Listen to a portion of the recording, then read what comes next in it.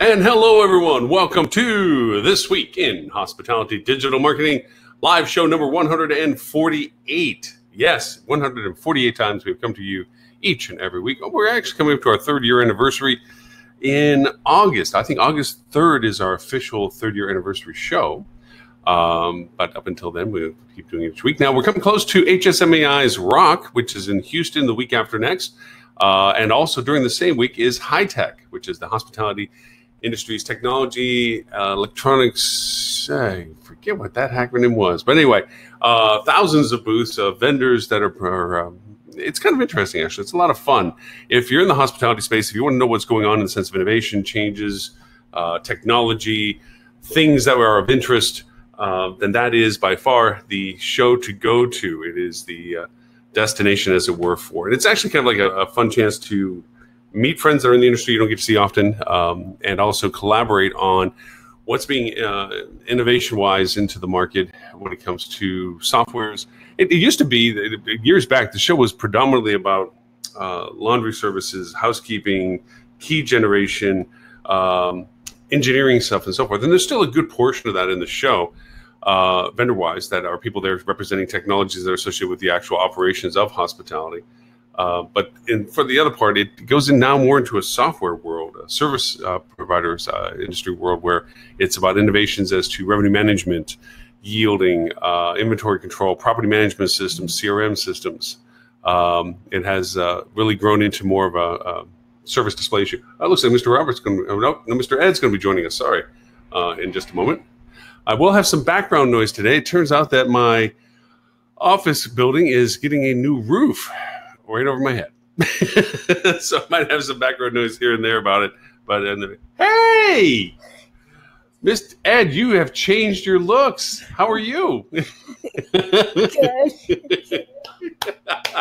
Well, Hi. finally, we're going to have a very smart, very intelligent conversation about hospitality, aren't we? Mm-hmm. Yes. Would you introduce yourself as to whom you might be? My name is Harper from Flip2. I'm here to talk about my favorite hotel. My favorite hotel is the Omni Parker Hotel House, Boston. Really? And why is that? Why do you like it so much? I like it because it has this shop with all these lobsters, and lobsters are one of my favorite animals. Really? And why are lobsters one of your favorite animals? Because they go underwater, and I love to swim. Makes perfect sense. Makes perfect sense. Now, do you catch lobsters, or do you just study them? I mean, where have you seen some lobsters? Have you seen the difference between Florida lobsters and Maine lobsters and stuff? I've actually never seen a lobster. I just looked at pictures of them. They're pretty cool. They're pretty cool. And when you see a lot of them together, it's sometimes scary because, I mean, you realize just how many there are, and it's like, whoa. If I was on the bottom of the sea ocean, I would be a little nervous about a big crowd of lobsters coming my way. Now, do you perhaps also eat lobsters, or that's just something you don't do? I don't eat lobsters. You don't eat lobster. You just like them, which is a lot better for the lobster. Yeah. But now the Omni has a lobster tank, and that's why you like them? Yeah. Well, no. Okay. What else? It has a shop that has lobster stuff in it. Mm-hmm. Oh. Do you know why? Do you know in Boston why they like lobsters so much? No. No? Because they have a lot of lobsters up there. Pretty much. They just got a lot of lobsters. So they figured if there's a lot of lobsters, then they better go over and make sure that, they put lobster stuff up. Is somebody giving you cues in your ears? Is somebody telling you something in your other ear? Yep. Nope. My dad. Let me introduce Mr. Robert Cole to you. Hi, Robert? how are you? Good. We were just finding out who are you? My name is your name? Harper. Harper. I work with Flip2. You work with Flip2? Are you one of their really customer experience engineers who's really trying to hit the pre-millennial pre-millennial market? Is that your job? No, absolutely. No, she's the president. Are you Yes, the chairman? Are you the chairman? Vice president. Vice president. Who's your boss? My dad. Nobody. See, she's really. Oh, no. Okay. First of all, you want his job. We can coach you. You can take over for him, okay? You need to get the other people who work for Flip2 all to gang up and make you president. Yes. That's what you want. Yeah. That means your dad could spend more time at I want home, to talk and about blockchain. Your dad can spend more time. Your dad can spend more time cleaning the house, cooking, probably doing some yard work, and probably repairing things. All those dad things that he really probably should be doing when he's busy working on that company. So he has more bigger responsibilities. Mhm. yeah, he needs to be home more. Yeah, he needs to be home more. I think so. So blockchain, huh? Is that one of your other favorite things too? Blockchain? It has to change the hospitality industry. You think it will? You think it will change the industry? Yeah. I learned about it by hearing someone talk. That's how most people have learned about it. Therefore, Yeah. I'm a professional in blockchain hospitality. Yeah, but Excellent. you will be, and you probably are more of a professional than most people who think they are. Yeah. Yeah. What is the, So when what you is the travel name with of your the? dad- Are you? Oh, I was going to ask her if she was launching her own cryptocurrency. Oh yeah. That's right. If Do you like have your blockchain, own probably have- cryptocurrency? What are they asking? It needs a cool name. Currency? Cryptocurrency? Yeah. Say yeah. HarperCoin. Yeah, HarperCoin. Yeah. Oh man, that's outstanding. Where can I buy them? Say yeah. I'll send you an email. Okay, good. Yeah. Now, so when you travel with your dad, does your mom really I can't run wait the to travel go. like she tells everybody to? Huh? You I can't can't wait. What? I can't wait to go out on your boat. Yeah, you will. We will be next month. Mhm. We're going to go out next month. Yep, we're going to pick you up over on the island, and we're going to go out. Do you want to fish, or do you just want to ride around on the boat? I want to fish. Okay, then we will fish. We will fish. Now, do you want to be captain or admiral when we're on the boat? Captain. All right, you're the captain of the boat when we go out. You get to tell us where to go when we go out there, okay? All right. All right, you just point where we're supposed to go, and we'll go there. Now, does that mean that your brother's going to be the admiral, or because the admiral ranks a little higher, but they don't actually drive the boat? So you're going to be driving the boat. My brother's going to be first mate. Okay, we'll make him first mate. He'll have to listen to you. Okay. Wait, That'll wait. work out well. We need a job for your dad. Is there something? Can you be like one of the bumpers at the dock? Do you need another one of those? My dad's going to It'll clean just- the pub buckets. He's going to be what? My dad's going to clean the chum buckets. Yeah, he's going to be the chum bucket stick swab. Yeah. Yeah. No, he'll be in the back with the fish. He'll take care of the fishing rods and the bait. How's that? He'll make sure that Yeah. all the Put 'em- the Put fishing them hooks are cooked. Put 'em in the scuppers with a stovepipe on them. That's what you want to do. Yeah. Yeah, we Go will be on the boat. real old school boating. We will have fun on the boat when we see you in the next month. Yes, we're going to go out and have some fun. We'll go up. There's a really, really pretty island that I want to show you guys that is nobody can get to it unless you're on a boat. And it's great to find shells. Do you like shells? Like Yes. the seashells and Yes, stuff? I love seashells. In fact, I went Yep. to the beach yesterday. Yeah? Good. Where'd you go? Which beach? New Smyrna. New Smyrna. New Smyrna Beach. Mhm. Well, the beaches over here I think, are a little nicer because they have more shells on them. They have more shells, less waves. So when you make it over, we'll go and find some cool shells because the island that we'll go to, not a lot of people are at, so you find some really cool big shells. So we'll go up there and we'll find some cool shells. Cool. Yeah. So if you do Bitcoins and you like blockchain and all the other fun stuff, Harper when are you gonna coins. Harper coins Harper are coin, replacing Harper coin. Bitcoin. That's what it is. That Cryptocurrency will Harper be the coins. only one. Yes, Mm. exactly. Yes. Then you'll be taking over Flip2 real soon from your dad because he doesn't know about all that stuff. He doesn't believe in blockchain. So you'll just take over the whole company from him. How's that? I'll help you. We'll help you.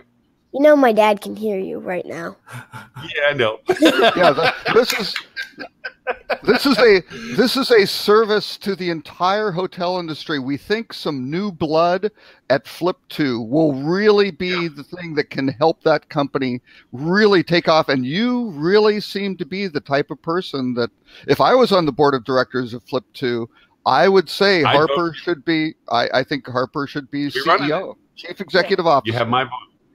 You have my vote too. I want to talk about kid-friendly hotels. You do. We can talk about kid-friendly hotels. I love we have kid-friendly hotels. What do you think is? What do you like about kid-friendly hotels? What makes them kid-friendly for you? Well, I think they should have bunk beds. All of them only bunk beds? And video games in the room. Okay. What is your favorite hotel? What is your favorite hotel that you have ever stayed in? And I'm asking you, Harper, not your dad. What is your favorite hotel that you ever stayed in? I like the hotel at Daytona Beach. The Hard Rock. The Hard Rock Hotel. Yeah. The Hard Rock. Mm-hmm. Now, very cool. Did you like it because of the music, the rock and roll music, or did you like it? Did they have bunk beds? I think so. You think so? Yeah. Oh no, they didn't have bunk beds. Yeah, that's right. Oh. Yeah, but I went to a really awesome event there. What was the event? It was my friend's birthday party, actually. That's a very, very good point. Because that's what makes the hotels great, or what you do there. It was like a fashion show party, so I got makeup. I got to go on the runway. Of course, I got to have cake and stuff like that. Of course. I mean, come on. What's a vacation without cake? I mean, it's not a vacation. Yeah. You gotta have cake. Mm-hmm. You got some awesome Hard Rock drumsticks. Yeah, I got awesome Hard Rock drumsticks. Wow, that's great. They light up. The drumsticks light up. So did your dad get you a big drum set to use them on? No. Oh, hey, Dad, your dad should really do that, I think. Your dad really needs a big lots of cymbals, lots of toms, 2 kick drums. A giant drum set? Yeah. So you used to have a drum set. I used to have a drum set. But you need a bigger one. What happened to it? You need a bigger one. For these drumsticks, yeah. Mm-hmm. And despite what your dad says, practicing in the nighttime around 1 o'clock in the morning is best. That is the best. Oh, and a gong. Best time to practice. You need a big gong too. I almost forgot. Yeah. That's Robert to see cats. I want to see your cats. My cats? Where's Kelsey? I could go. Kelsey. Where are your cats? Where are your? I can try to find them. Hang on, just a second. Let me go grab them. And he has some very big cats, by the way. You have a cat, right? I have 3 of them. You have 3 cats? Wow, what are their names? Gordon, Lou, and Larry. And how did they get their names? Lou, I don't know how they got them. Tell him Lou was named after a dog on a TV show. Lou was named after a dog on a TV show. Called The Soup. Okay. Called The Soup. And Larry, we just stuck with the name he had. Gordon, because he looks like a Larry, basically. And Gordon, we also stuck with the name he had. Because we like silly human names. Because we like silly human names. Did you pick them up at the shelter, or where did you get them all? We got them at shelter. Yeah. Okay. Yep. Except so they are very happy. Except for Lou. We found Lou under a pile of wood. Oh. So you saved Lou, and the rest you also saved from the shelters, which is nice. Mm-hmm. But they're very happy cats. Yeah. Are they big, or are they kind of little? Because Robert's cats are very big. Really big. Lou is very fat. Gordon's very chubby. And Larry's just plain skinny. He's skinny. Just skinny? Is that because the others eat all this food and he doesn't get to eat, or is it just he doesn't eat as much? It's just because Larry is trying to get chubby because he knows how to open the cat food thing. And one day I caught him standing on his back legs, head in the food jar, chugging the food out of the food bowl. And so I put him up in the living room, and he went back. He faked it. He faked it like he didn't know how to open it. So I walked away. He opened it, and back again. I put him in the living room, and then he stayed. Oh, he was trying to fool you that it's like, oh no, don't worry, I can't get in until you left, and then he was going to dig into it again, huh? Yeah. Sneaky cat. Oh, wait a minute. Oh, Robert's. I think he's got a cat. No, Does he have one where's ran. The smaller one got away. So let me get Kelso. Kelso's the big one. He will not get away. Hang on. Yeah, Kelso's the one that usually when we're on the show, he tends to walk all around Robert when we're not looking. He'll go behind Robert and act like it's his show and just be the big fat cat on the show. So you got to tell your dad to do the show from home so we can see your cats. What'd you think? That way we can see. Oh, there he is. Oh my gosh, that is a huge. There's He's Kelso. a big cat. Kelso's not very interested in the camera. Hi, Kelso. No.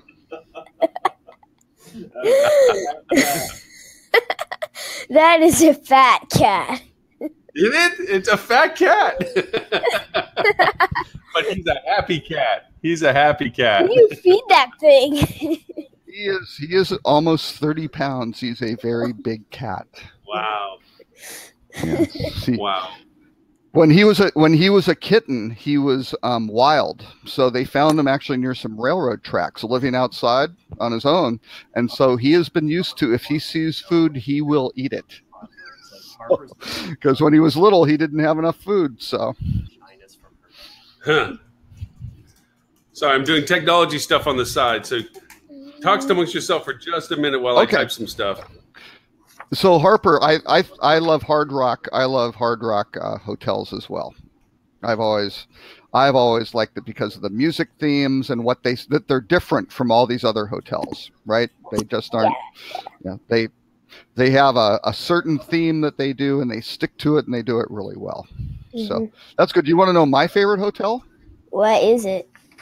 It's called Inverlochy Castle, and it only has 16 rooms, and it has a chef who's really, really good. He's like one of the best in the world. He has a Michelin star where you can get 3 stars, but he only has 1.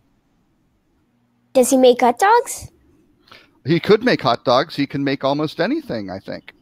But do you like the Harry Potter books? Oh, yeah.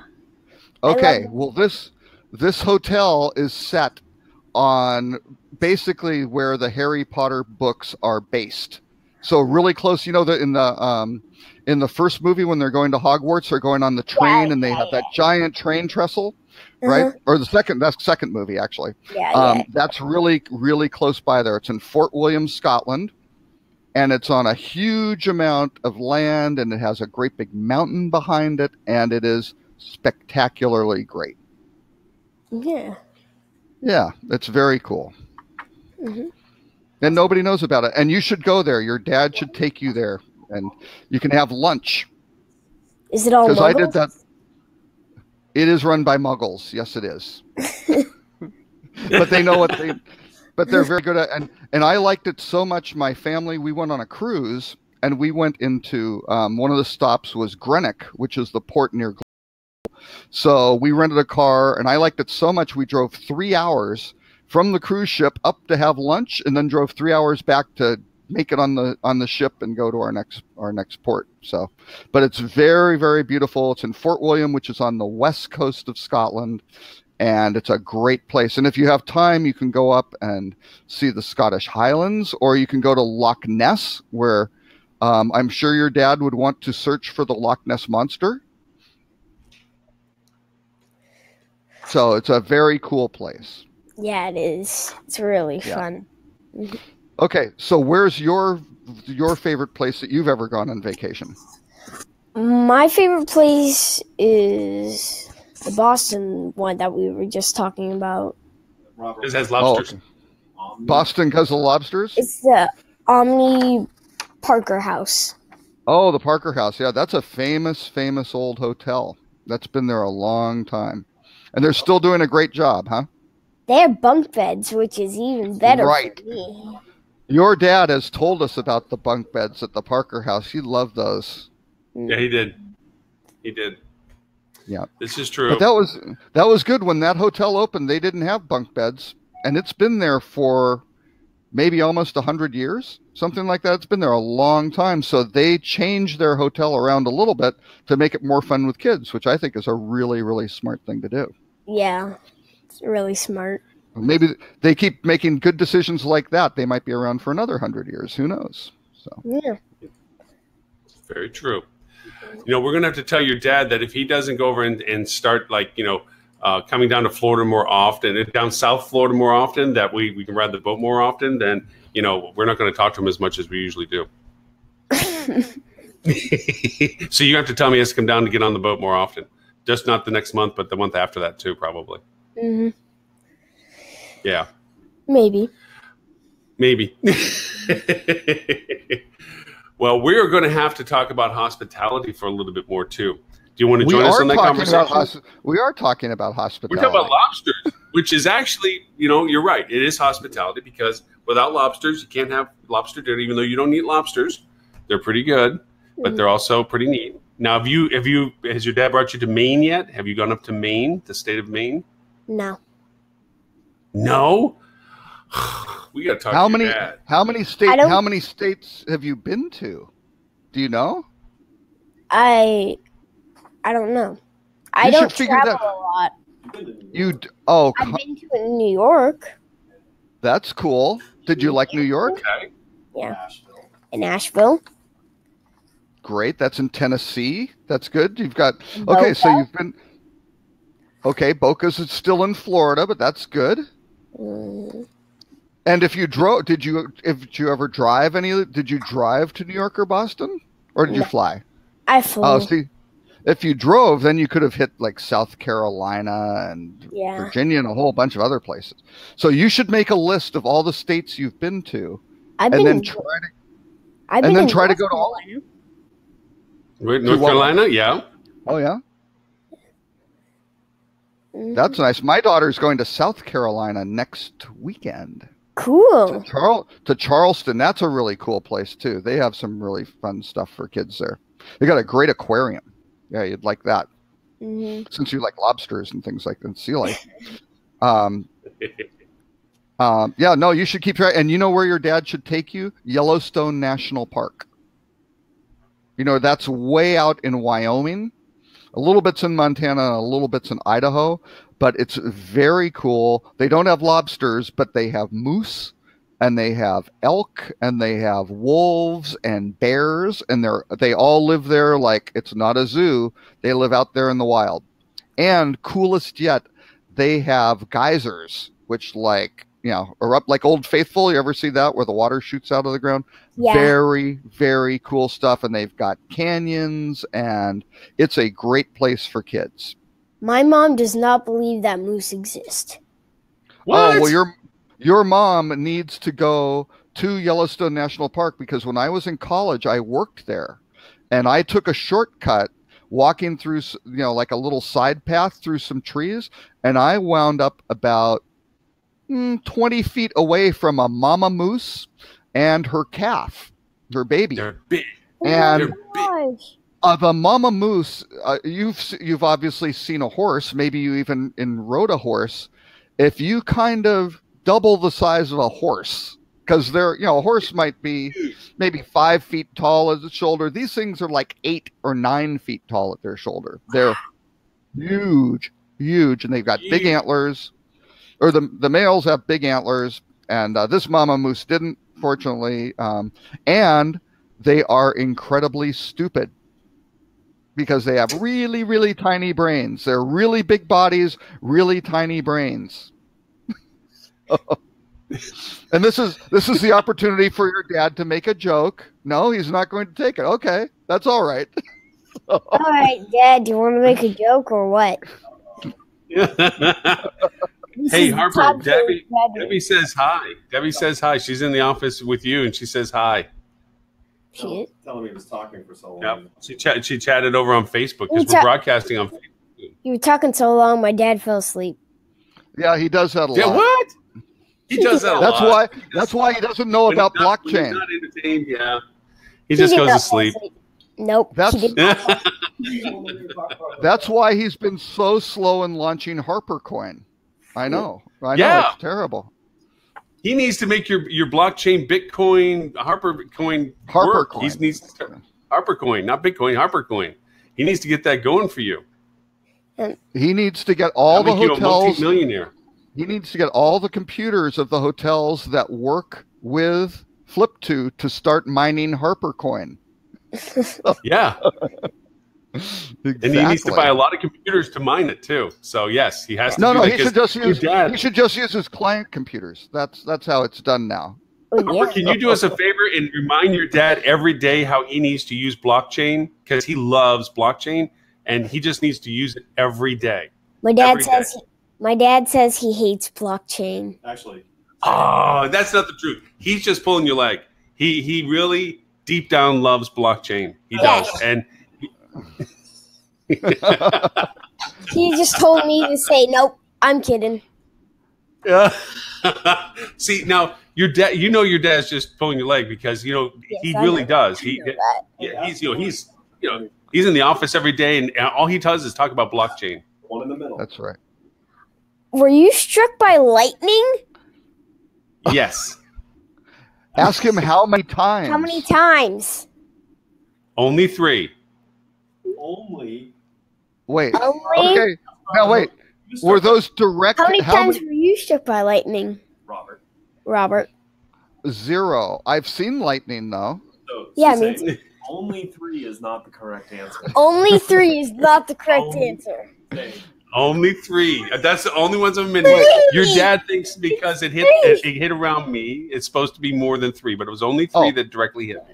Well, when we lived, actually, about 15 years ago, our house in Dallas got hit by lightning while we were sleeping at night. It blew up my stereo system, which was not good. My music system. It was not. I mean, there wasn't fire or anything, but it electrically did not do very well with our most of our electronics in our house. But no, but I don't consider that really me getting hit by lightning. No, Lauren. Harper? Oh. This is Edison. Hi, Edison. He just happened to be around. This is Edison Wigglebutt Gray. He has the same. Wait, you gave him your same middle name? That's great. That's great, Lauren. Edison's in the morning time. He tends to be a little sleepy, as you can tell. He's like, yeah, okay, whatever. Dad's talking on the computer again.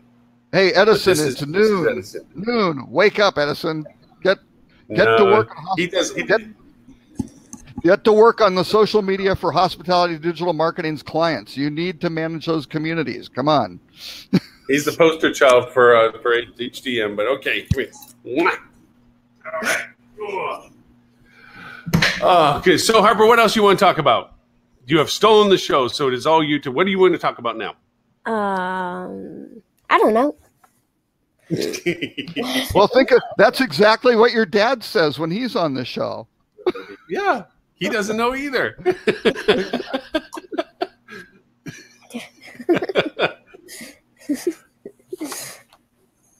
So tell us about some of your travels. When you traveled up to the Carolinas, what did you do? Did you go to the beach? Oh, you got a Wookiee. Mm-hmm. Oh, that's I'm sorry. I thought that was an Ed doll. I'm sorry. My mistake. It was something with the camera. I thought it was your dad. Your dad doesn't like Star Wars, does he? He doesn't like it at all. He loves Star Wars. Listen, no, he doesn't. He's just saying that for you guys. He doesn't really like. He tells us he doesn't like Star Wars. Well, Yeah. then how He come just- he he has? How come he has a poster of every single movie? Oh, he just does that for you guys. He doesn't. He just figures that you guys might like it. He doesn't. He doesn't like it himself. He likes Star Trek a lot more. All Yeah. right, then let me ask him himself. Dad, oh, never mind, he's not here. He's Never not even mind. there. See, Nope. you start talking about Star Wars, and he goes away because he's just not the big Star Wars person. He's Actually, He's probably more going the to Star Trek. bathroom. He's actually probably. well, he does going that from time to time. Yeah. Yeah, he does that from time to time. Yeah, he usually does it during the show too, but we don't say anything at the time. He just turns off his camera and then comes back. So do you like road trips or do you like flying? Oh. I like flying. I don't really like going in the car that much. No, why? It's because your brother. You guys Yes. get in the back seat and get along. Yeah, I know. Yeah. Usually You know works what that you way. need- Annoying. Who normally sits when you drive in the car? Does your dad normally drive or does your mom normally drive?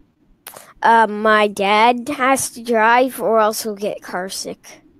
Oh, Really? that's good. Wait a minute. That's Now, good to why know. does Chewbacca have a Sith lightsaber though? That is Don't know.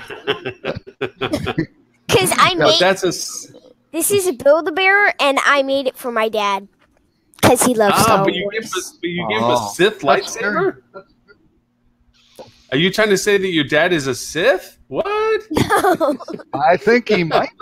Maybe that's what. Yeah, I think he Is your likes. dad a Sith? Your dad. Lord? Wait, Is he- we're onto something. I think your dad likes Star Wars. He just likes the Siths. He's on the side of the Empire, not the Rebellion. I think. Oh my I god. will use this on you. I will use this on you. Okay. Your dad so wait. is So Sith who Lord, normally sits behind your dad when he's driving? You or your brother? My brother. Oh, okay. You have to tell your brother You to don't say keep that your with a dad smile. from, You're supposed to keep your dad supposed from to getting smile car when you sick. talk No, but tell your brother to keep your dad from being car sick and to make sure he doesn't fall asleep while driving, to kick his seat all the time Yeah. when he's driving. Your dad will really appreciate that. He always says stop because my brother always does that. Really? Yep.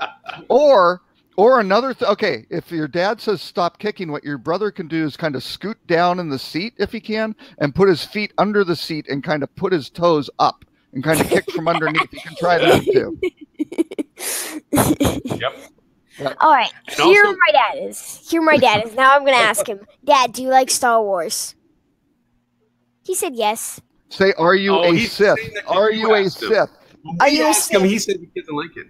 Are you a Sith? He says kind of. Kind of. Ah, Yeah. okay.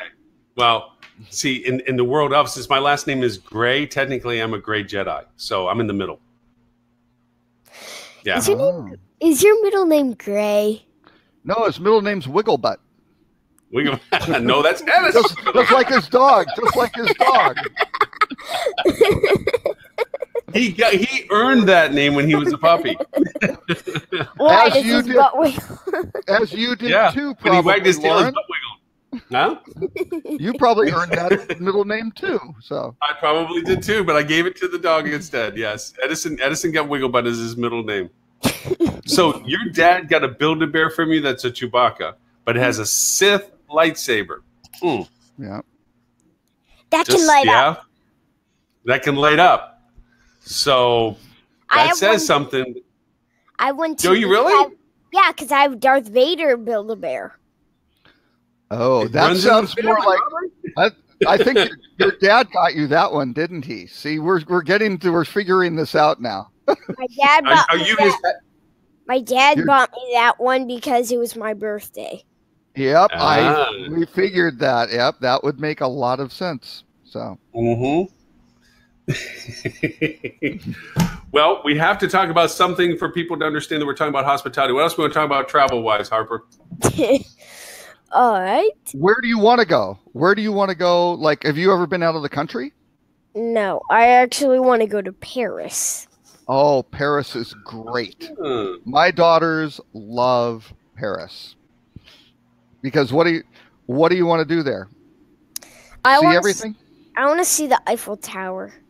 That's very cool. You can go up in the Eiffel Tower because it has some elevators, but the best way to do it is to walk up. Thanks for letting me be on the show. My 30 minutes is up. Thanks for letting me be on my on the show. Wait, Were you our guest host today? Thank you, Yes. Harper. Bye bye. It was nice talking to you guys. nice talking to you, Bye, Harper. Harper. Thank you. Bye. Bye. Now, from now on, the conversation is going to go downhill because No, and we now know we it's can gonna go, Ed. We can go, Ed, your 30 minutes is up. Ed left? That was it. wow, He can't top that. Well, yeah. I mean, not yet. Actually, in all honesty, you can't. put yourself that in his position. Would you want to go on and try to be as can't follow that. eloquent You can't and follow that. poised and well organized and have such a good, Engaging, solid. and friendly. Look at what we had with Harper. We had friendly, happy, pleasant. I mean, it's. But you don't.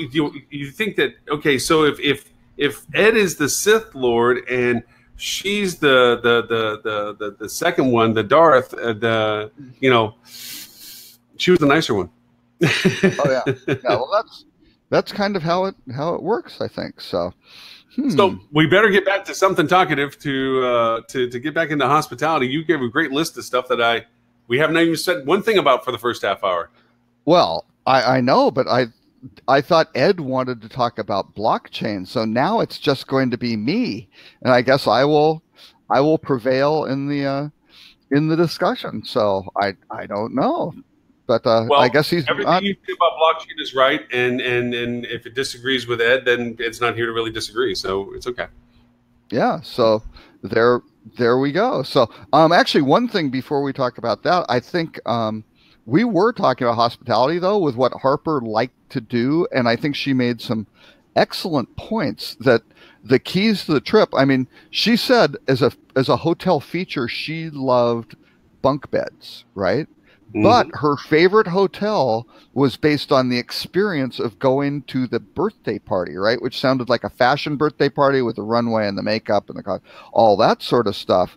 So it's the experience. I think our research sample of one person, Harper, who speaks for her generation, I believe, is that, hey, you can have these great features and guests will tell you, I love bunk beds, but it's the experience that they have at the hotel that makes the difference. True. And that's how the hotels can do that is the real key to become the favorite hotel and that sort of thing. So, and I think also to a point, too, is the duration that you're staying at the location has an effect on how much you use the room for its features versus just the rooms in the area that you're visiting. I mean, again, to go back to Harper's conversation, when she was talking about places she visited, there was two different kinds of conversations, where she stayed versus what she was doing when she was there. And the doing part was much more, to your point, like the party and so forth, was the real lead of interest. And the bunk beds didn't make the difference, or the room didn't make the difference.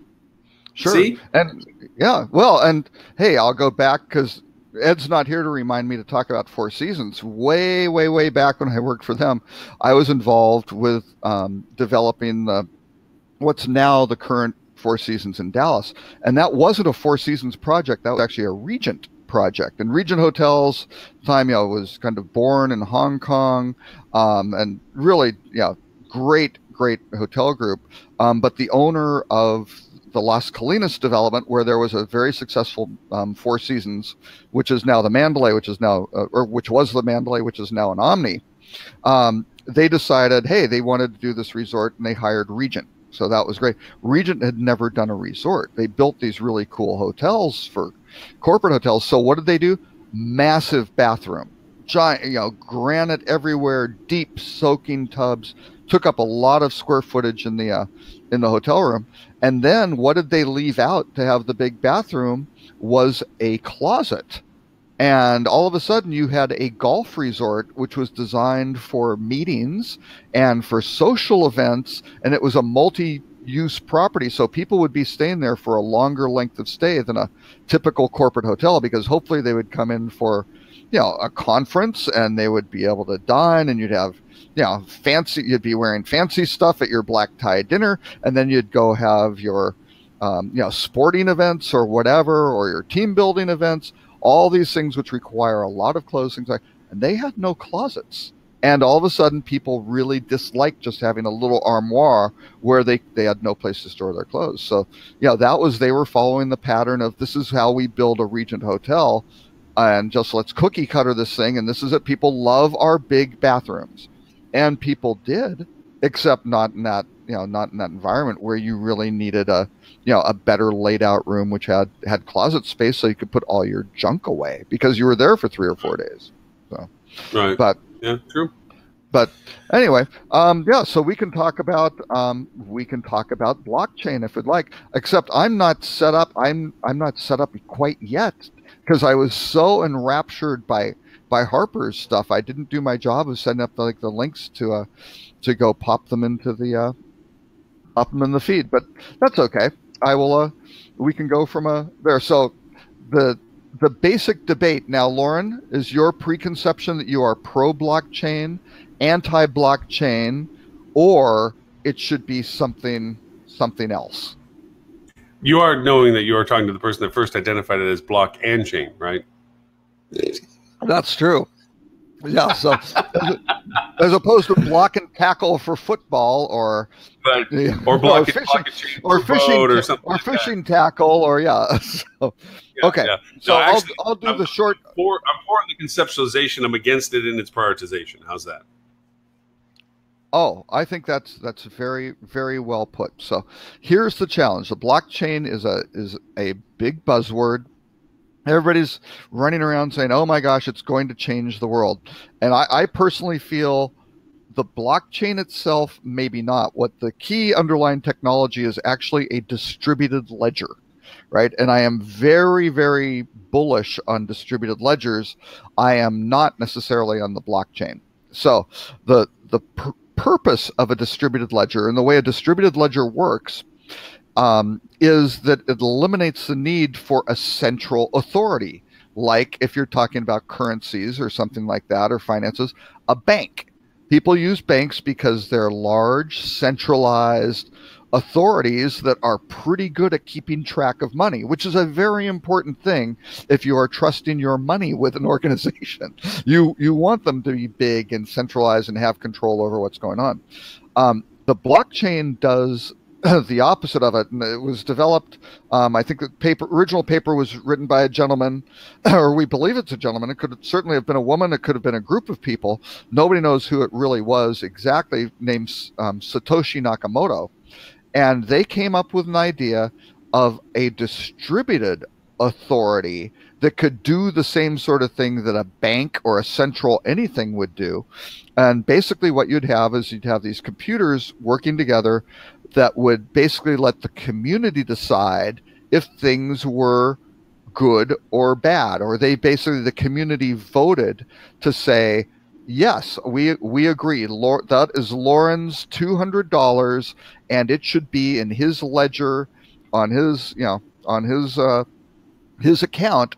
We agree because we have thousands and thousands of all these computers all over the world who have actually solved these very sophisticated financial questions that have nothing to do with this transaction, but they've proven through their work that they have put in effort, and they speak on behalf of the community because they're all running this same algorithm, and that algorithm together provides trust and says, yes, that is Lauren's $200, because the way this is set up, nobody can go make that up, and Lauren can't say, no, that's not 200, that's $2 million.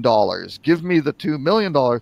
You can't do that, right? They basically rules where if the community goes and says, wait, no, he has too many zeros, they'll basically vote thumbs down, that's not an accurate transaction, and it doesn't go through, right? So it's a very clever way of doing that. And I won't go into the technicalities of how they mine for this, which is the whole proof of work effort that has to happen to make this community go. So you kind of go, huh, well, that's kind of interesting. I can now do things with a bank, and hey, I can be anonymous and I can go trade goods or services or currencies or whatever it may be with other people, and I can just do it on my own, and there's no bank there in the middle, and this is great. And conceptually, that's maybe a good thing, except it has a couple downfalls. One is you are trusting this community, and are you really sure that this community and its algorithms are fairly set up where they can't swing the vote one way or the other in their favor, which is the whole reason to get rid of the central authority, because the central authority could behave in its interest instead of the interest of the community that it's working with, right? So you may not know exactly how this stuff works underneath. So that's a little bit of a risk, but the algorithms in the blockchain should allow you to do that. So that's the basic on how the blockchain for this distributed ledger kind of works, right? In a very, very high level. The challenge with it isn't necessarily that technology that makes everything. And the one thing is it becomes immutable. So once these transactions happen, they are chiseled in stone into one of these blocks. It's a digital block instead, and it can't be changed. And the way it does that is that block is reproduced on thousands of computers, right? So to change it, you don't just change it in one spot. Like in a central computer, you go in and hack a bank. You might be able to change Lauren's account from 200 to 2 million, and that's fine. You only have to go to one spot. Here, you might have to go to thousands of spots and change all of their records all at the same time, which is really hard. So you can't, like when you accidentally send an all send, run around the world and destroy everybody's computers before they check their email. You can't do that? Well, not only that, but it's worse. It's even harder than that, because those blocks also have pointers to like the previous block and the next block. So when you make the change, if you can't do them all at the same time, and mind you, you don't even know where these computers are to start off with, which makes it really hard because everything is encrypted. Not only do you have to do that, but you have to change all the transactions like before that block that you messed with, and that makes it incredibly hard as well. So you can't just go find those, let's say, 2,000 computers and change them all. Even if you were able to do that, you would have to change all the blocks before them, and you just can't do that, right? So it's really a very, very clever way to make sure that people can't mess with the data, which is fantastic. But there is a big, big problem with it. Number one is this proof of work takes a lot of time and a lot of energy, and it's not very fast. So right now, these blockchain platforms they can do maybe 7, 11 transactions a second, which is maybe fast enough to do certain things. But when you look at something like a Sabre or an Amadeus, Amadeus in the lab says that they can produce 250,000 transactions a second. So if you're doing something like trying to sell a hotel room across thousands of travel agencies or something like that, even something as simple as that, a corporate rate across thousands of travel agencies, you want, when that's sold, to happen and it's done and everybody knows instantaneously. You can't wait to do, let's just wait, we're in a queue here and we've got to wait a couple minutes or something like that for that to happen. That does not work. You get out of sync with, the hotel's inventory is different from the hotel brand central reservation system. It's different from the online travel agency. It's different from the GDS, and everything falls apart. That's a bad situation. The other problem with it is that the blockchain is very secure, but everything that attaches into it may or may not be. And you have these weak points that are, the weakest link in the chain is where maybe a wallet where this stuff would, maybe Lauren's money or his coin, or you hear the term Bitcoin, that is a cryptocurrency that's stored on the blockchain. But for that, or the Harper coin we talked about earlier, if Harper came up with her own coin and wound up promoting it, and she could have people buy it, and that would be fine. And it could wind up being used for whatever purposes they wanted to do. That's great. But if Harper wanted to go maybe buy a Build-A-Bear, the Build-A-Bear store may not accept Harper coin.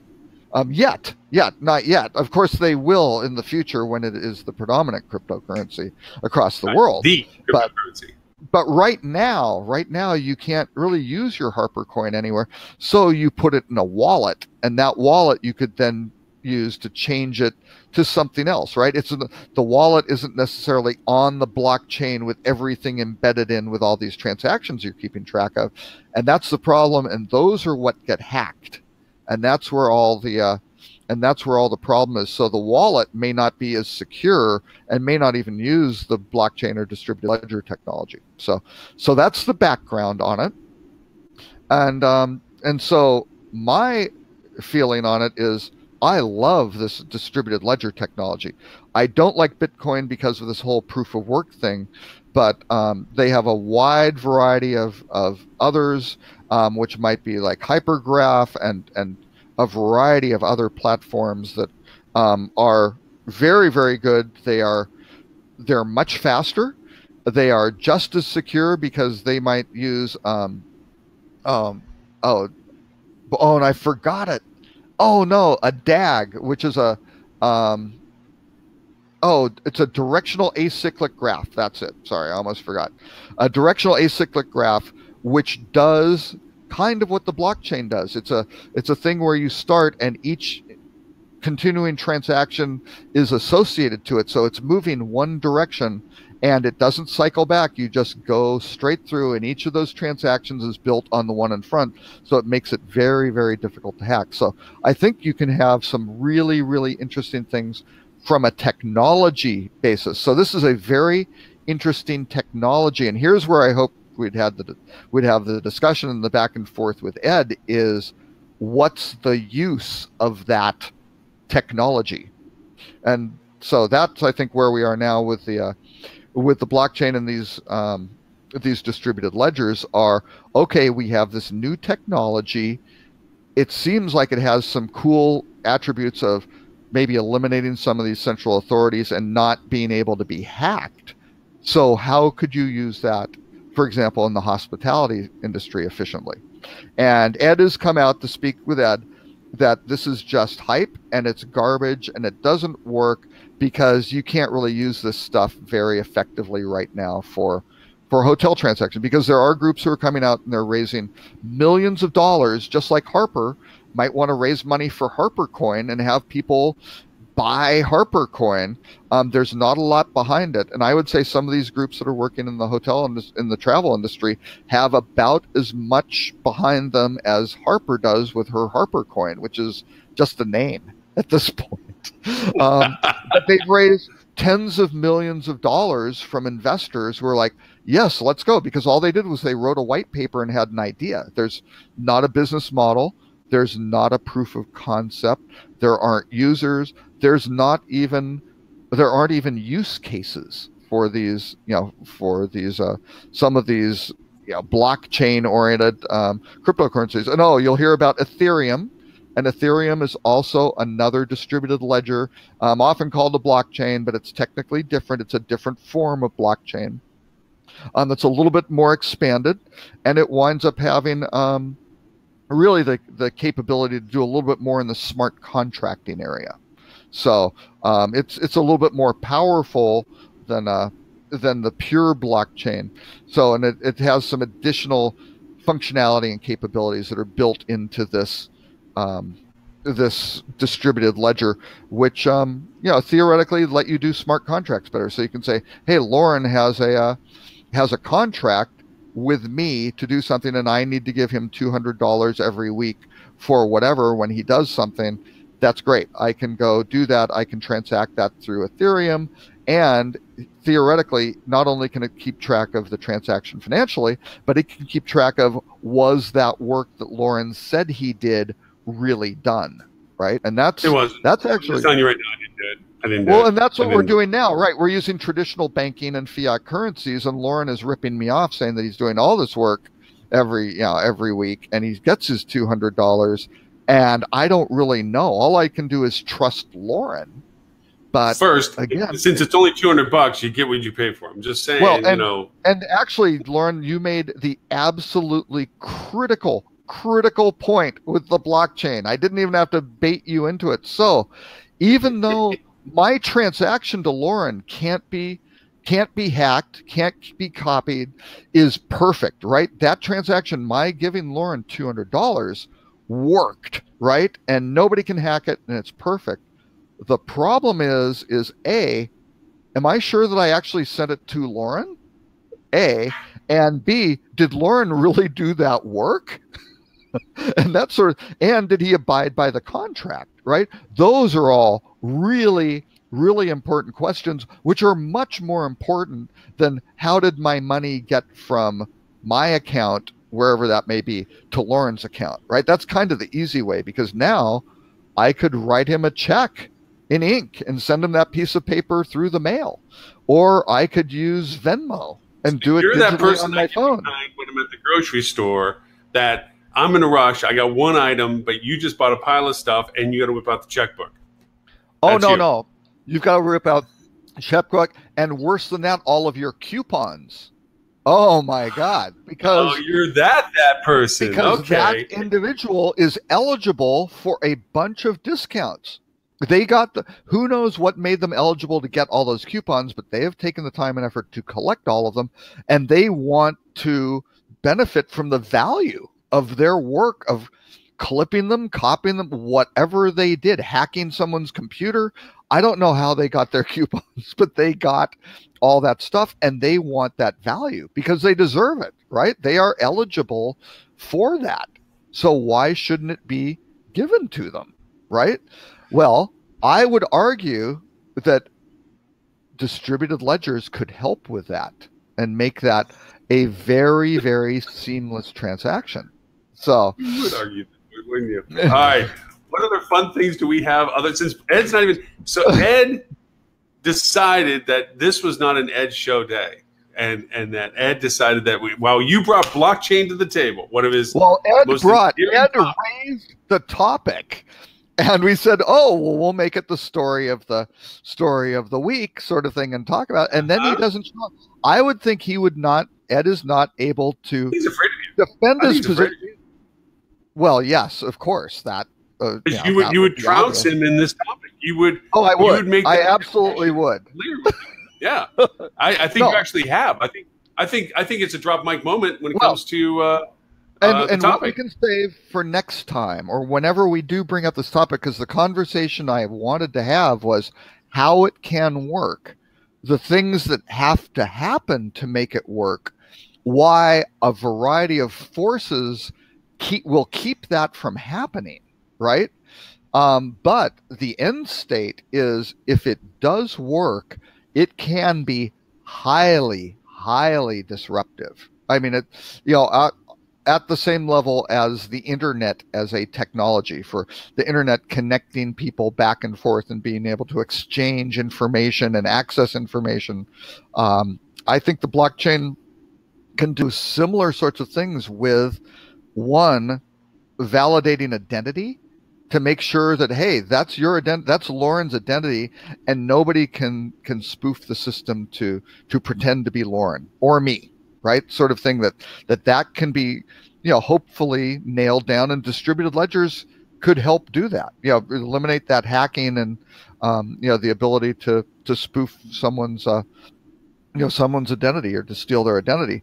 Number two, if you can do that, then you can also, if you can really define those identities and make sure that those are the people you're working with, then all of a sudden you have the basis for some smart contracting to go, great, well, now we have agreements, and here are some contracts which are deployed within this digital ecosystem to make sure that that work is being done, that yes, the rate that you posted that was supposed to be sold only in combination with an airline ticket because it's a 25% discount or whatever, that you're trying to dump rooms through a package, isn't going out to some third-party travel agent or God knows where, who's separating that and just selling it on the street for 10% off, 20% off, and all of a sudden doing something where, you know, it's undermining your retail pricing structure, and it's basically breaking a rule of how that inventory or rate should have been sold.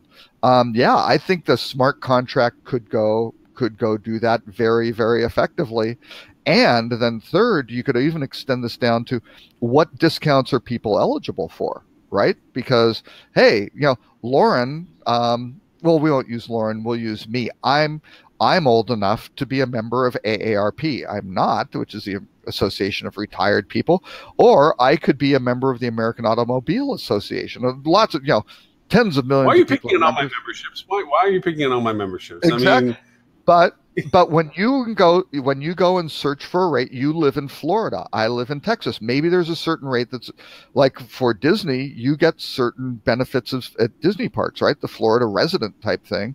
They might have a AAA. Ed probably gets a cup of coffee and a custom scooter, because for all the times that he goes to Disney, they're probably like Norm out of Cheers. It's Ed, and then, you know, next thing you know, the gates open, the balloons pop up, Mickey shows up, Darth Vader shows up.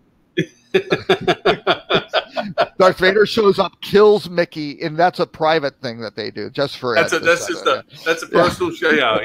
And then he has to he has to put the cowl on the hood and go talk business for a little while. You know. Yeah, but all the things, you're eligible for a bunch of stuff that you don't really know. And when you go and search for a hotel, what do you have?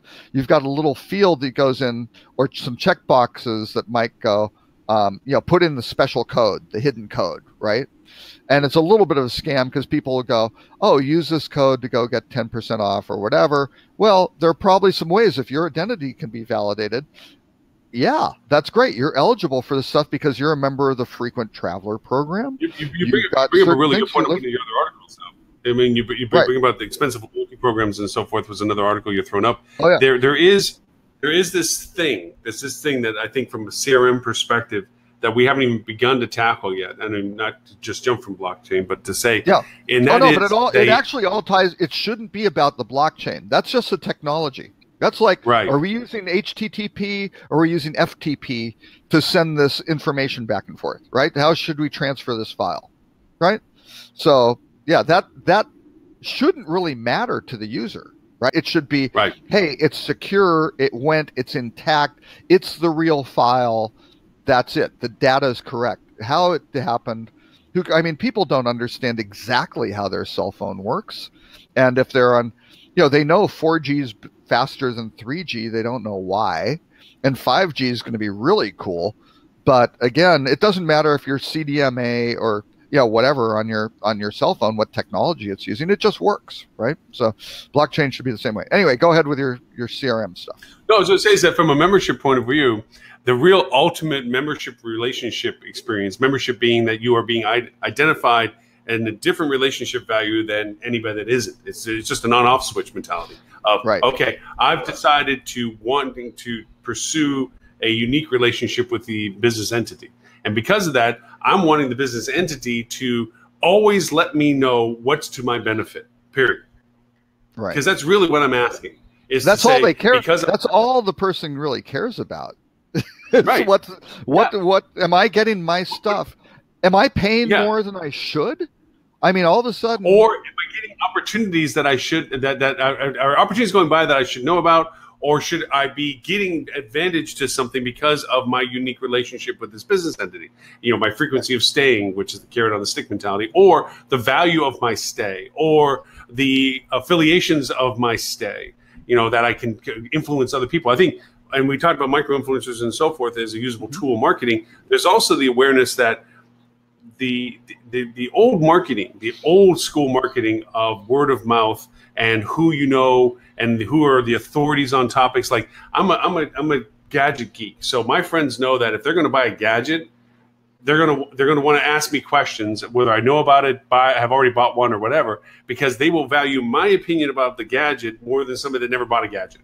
And the same should exist with the business relationship. Is if I'm one of those people that love going to a certain destination, like Ed goes to Disney World, Disney World should eat up any opportunity to feature Ed and make Ed have a great experience, because Ed will continue to share that value proposition to everybody he talks to, because he loves how how he's being treated. So that real loyalty membership relationship has yet to be grown up where I'm not missing anything. Now, there is some steps that have happened in technology recently that we're getting closer to, like when Google had their conference just recently. The fact that you can, with Google Wallet, have a method of payment now that is within their Gmail environment and so forth, where you can use Wallet to trade transactions, which is very Amazon-esque in the sense that if you're in a funnel for something, now it's open up to developers that the Google Wallet can be the facilitator of the exchange seamlessly, where it's an acquisition. You know, Amazon's biggest claim to fame was the one-click purchase as a Prime member. You know, click, done. I don't have to fill nothing in. I can go back and change shit if I want to and cancel it. But if all I want to do is buy something, I just click it. Or better yet, I'll put a little gadget on, talk to it, and it'll just put it on an order queue and send it to me when I have enough stuff to order.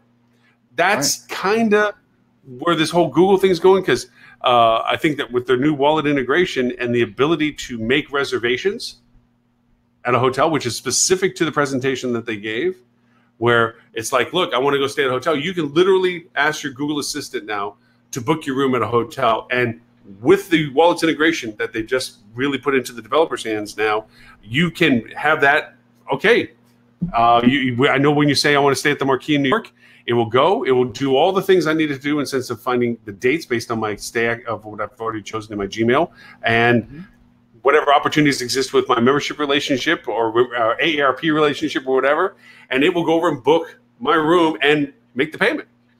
Right. That makes it very seamless. Frictionless. That is the whole point. How do you make this really easy? Because in that case, what did you have to do before? I mean, go way back. You talked about, oh my gosh, the person who goes and writes the check out at the grocery counter. I mean, that's kind of how you had it. Either you had to carry around a bunch of cash, which was maybe risky because you could have someone try to take that from you, sort of thing. Or, all of a sudden you didn't have to do that because that was inconvenient. Did you have enough cash with you right then to go do the things you needed to do during your day? So then all of a sudden it shifted to things like checks. And it's like, hey, here's just a piece of paper I'm giving. And before they had really the banks doing it, it was basically just like, it was a literal piece of paper saying, I owe you $5. And it's like, okay, good. I'll put it in the wall. I'll put it in the till. That's just like a $5 bill. And when you're back, when you have the money, we'll do that.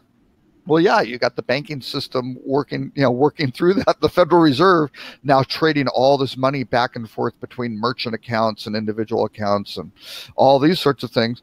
And then you got credit cards. Where you can do you can buy stuff that you don't even have the money for.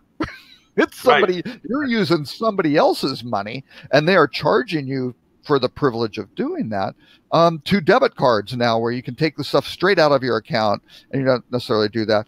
To a digital wallet on a phone, like a Google Pay or an Apple Pay or whatever, which again they are very sophisticated technologies, right? They work really well and they're really secure, mostly, again, because of this. It knows your identity. It's Lauren's iPhone. He knew the password or had the thumbprint or the facial scan or whatever that authorized him to use that device. And that device has some encryption, which keeps track of, hey, yeah, I know where his banking checking account, I know where Lauren keeps his money. Sort of thing. That's good.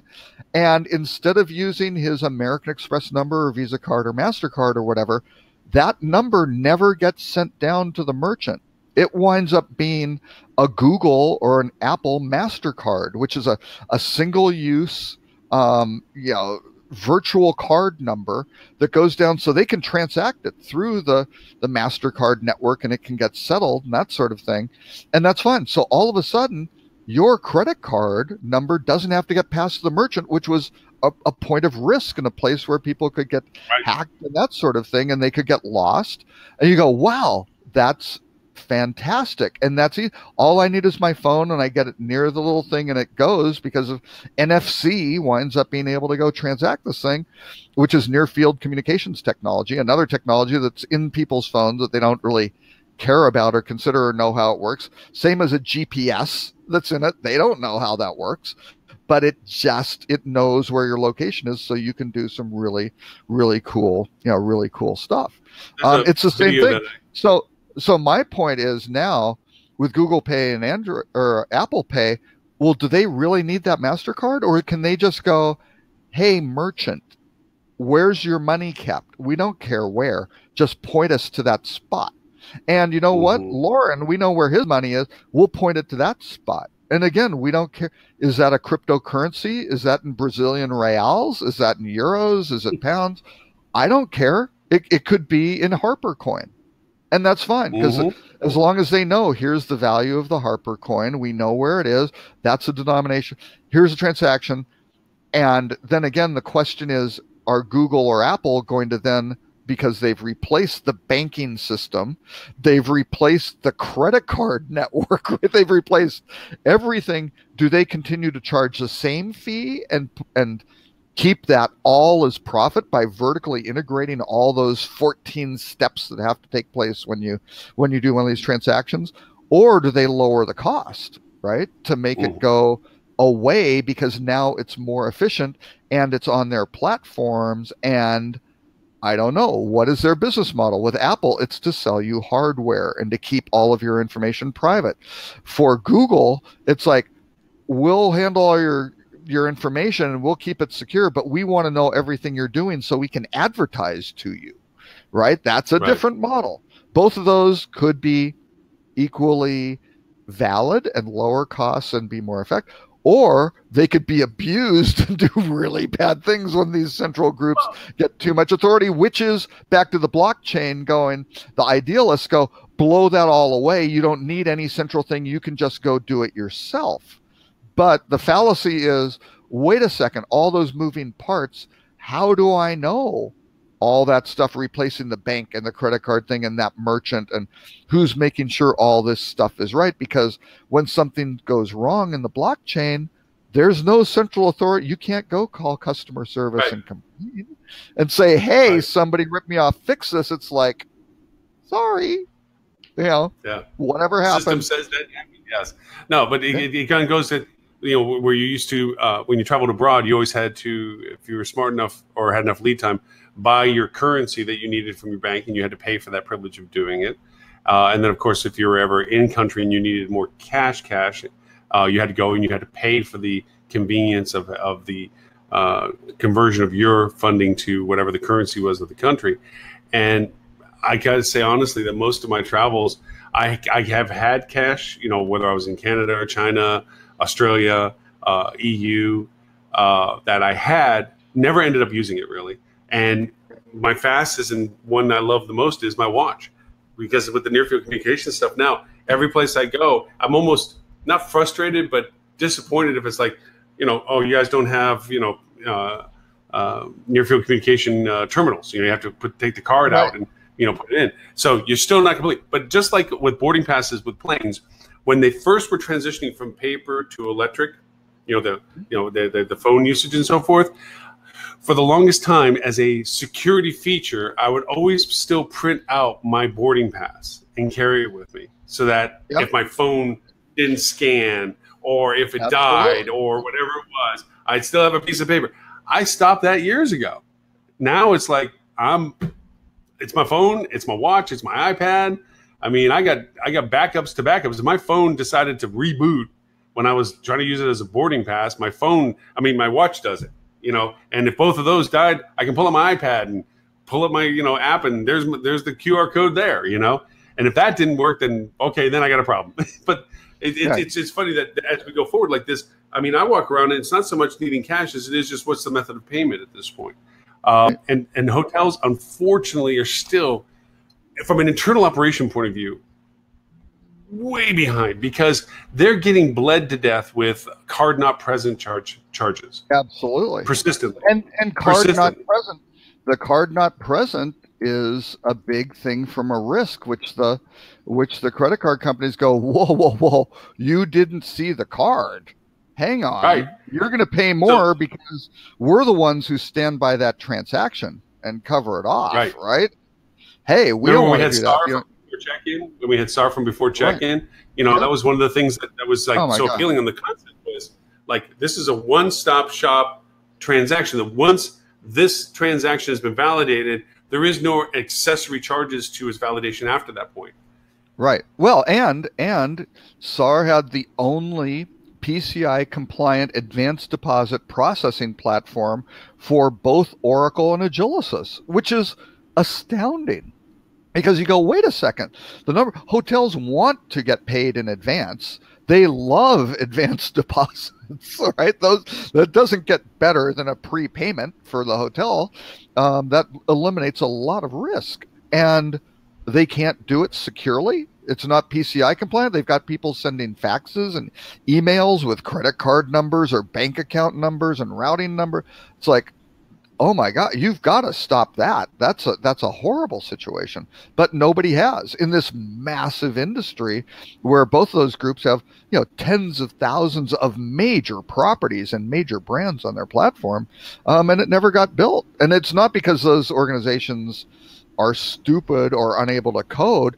It's all the other stuff, the complexity of that ecosystem that they're trying to work in that makes it very, very difficult. So, yeah, it's a problem. So, but again, there are technologies that can make these things work, certainly more smoothly. So, and I'm almost at the point where I can post all the links to our articles, Lauren. So, yeah. Well, I mean, I don't want to miss a couple of them, like the Rutrows. I mean, you every week, and it's a crime to say that we don't get to them. We do have them on the links of the recast for the post on the website, hospitalitydigitalmarketing.com, and always the show number is the indicator of the post. So this will be hospitalitydigitalmarketing.com/148, which is for show 148. But and the links are in there, and we've talked about it. I know I've been threatening it, but to take all the links that you have take the time to put together, and every month resend them back out to our subscribers is to, here's all the topics, whether they were discussed in the show or not, but here are the relevant topics for this past month. So if you want to do a kind of a recap to what the month was like, it's a great source. I mean, we should push it out there from just the sheer value of its relevancy. Because you break it down in wonderful, great categories for it. The main topic this week is you pulled out for Ed, who decided not to stay with us today, was blockchain. You can't trust. The theme of this program should be, you can't really trust a Sith. I think that is the takeaway. Yeah, that is the takeaway for today. That you cannot trust a Sith. That they don't show up for the whole show. Right. But you bring it into top story, you bring it into brands, intermediaries, marketing, tech, and the Rutro. That's right. And it's just a little bit of an homage to Scooby-Doo, right? So that's right. Exactly. Right. There is a couple of ones that I don't want to miss opportunity to just bounce around a little bit. On the intermediaries, you had a couple of Airbnb logo contents in there, which I thought were really neat because we have been bouncing on Airbnb a little bit. It's a relevant topic for me because I have to address some Airbnb things with clients in the coming weeks. And I know, and I'm surprised, and this is a genuine surprise, that a lot of people don't even know about AirDNA. Right. Which is, it's kind of like a weird platform. For those who don't know about it, it basically keeps track of everything related to Airbnb. How they get their information is still, in my mind, a bit of a mystery. They scrape it or get basically data feeds from Airbnb. And that's one of the remarkable things I think I commented last week. Airbnb didn't shut that down. They want this information shared so they can have an ecosystem where their hosts are making more intelligent, informed decisions. And it isn't just Airbnb saying, here's what you should do and here's what your price should be, and be this central organization. Their culture is, how do you develop this community, right? That can go do these wonderful, amazing things. And that's really, really smart. I mean, look at Apple. Apple doesn't develop all of its apps. It has its app store. And yes, it goes and vets all, in their case, I have some real problems with Apple's walled garden in terms of their, central authority over exactly what's happening. And if things might not be so good for Apple's business model, then they don't let it go out on the platform, which it really should be able to just go, right? But that's Apple's business model. They're selling hardware. Understood. Airbnb, though, is different. How can they help people have really great, authentic travel experiences, save money, help the hosts? I mean, they have multiple constituencies. They're having the hosts make money and meet interesting people, and have the hosts help people have better experiences in their cities. And the travelers want to have better experiences and to maybe save some money and to do something cool and different that they didn't know about. So, yeah, it is disruptive. And also, too, I mean, in hoteliers, I think the not the admonishment, but the recommendations that I give most is if you see Airbnb as a threat, a legitimate threat, and not just a perceived threat, a hypothetical threat, but you're losing inventory opportunities with them because they invade during peak event times. They dilute your rate-based capabilities because of whatever they make as an impact. Whatever it is, then you need to know them well. To know your own enemy, kind of thing. If you see them that way, and what they're not understanding is that there's a massive community associated with Airbnb to support their hosts, to support the communities that the hosts are in. There's groups and meetups and whole chapters of things of people dialoguing as to doing this whole Airbnb thing in the community that they're associated with. Yep. And it's not Airbnb. It's not Airbnb funding all of that. Sometimes they'll give it a little boost sort of thing, but they want the community to support organically what they are doing. Right. And not just for they want to be the platform. Right. That's the whole thing that they'll say. They are the platform. They are not anything else. They're just in the middle facilitating these things. And that keeps them very, very clean from a business model perspective of not suddenly becoming liable for somebody's smoke detector didn't work and whatever, and somebody died because of the apartment fire or something like that was caused by a guest. I mean, those are horrible scenarios that the Airbnb guys are smart enough to realize, hey, you know what? It isn't just having the legal terms of service and 45 pages of 3-point type laid out saying here's why they aren't liable. It's like, how can the community come in and figure out that, hey, you should go make sure your smoke detector works anyway, because you could burn down the place yourself. So, let's make sure that this thing goes. Or, cleaning up after people is a pain. That's horrible. Well, maybe here's a service that'll do it for you. Right. There's some communities that support Airbnb. I need somebody that's in market that can fix light bulbs and so forth. Okay, well, this is who else. Yeah, which you may be able to need for your own place anyway. Hey, I need some stuff spruced up. This place looks like a dump. I can get a better, higher rate if I spruce some things up, add a few things, and this is and hey, you know what? I'll have a nicer place anyway that I live in. That's great. So, do they take HarperCoin? Do you think they will? I mean, everybody will. Everybody will. It's just a matter of time. Yeah. So with the Airbnb stuff, though, I think one of the things was it was actually Ellis Conley on LinkedIn had a thing about really looking at hotel channel costs, which I think we should discuss. I mean, that deserves a full show almost on itself, as does blockchain. But some really interesting things that you have to look at in terms of Airbnb is lowering the channel costs for the hosts. Now, the interesting thing is, yes, they're only charging the hosts 3%, but because they control this ecosystem, they're able to charge the guest 12%, right? And the guests don't mind paying it because guess what? They are providing here's the total price of everything. It's the taxes, it's the cleaning fees, it's everything's in. You can see the total price right off the bat.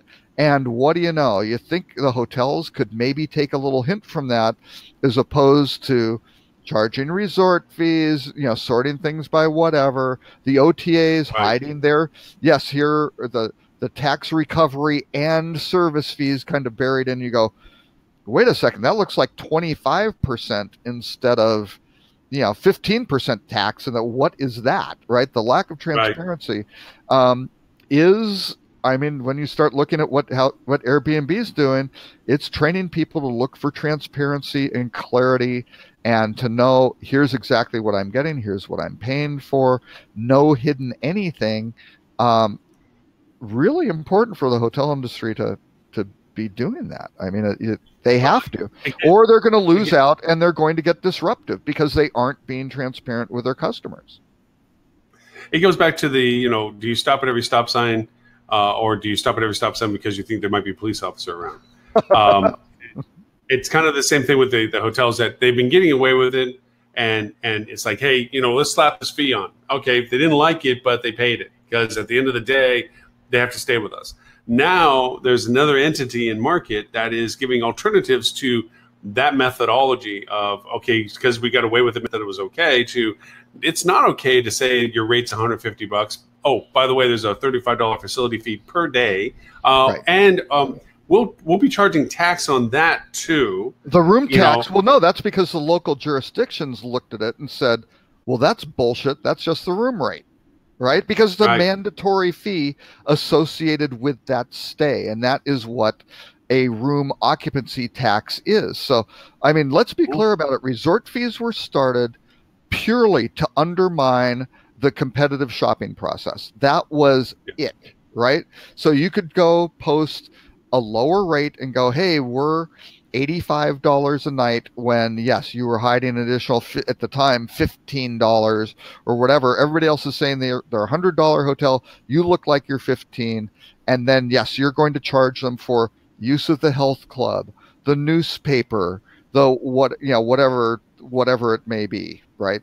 Access to internet, which was being demanded for free. Anything, all those costs of doing business, of the service portfolio being provided by the hotel, all of a sudden got sort of isolated as a charge, but didn't change the operation of the hotels or anything, or the utilization of those travelers of those services. It's just fundamentally dishonest, and it's now billions of dollars to the hotel industry.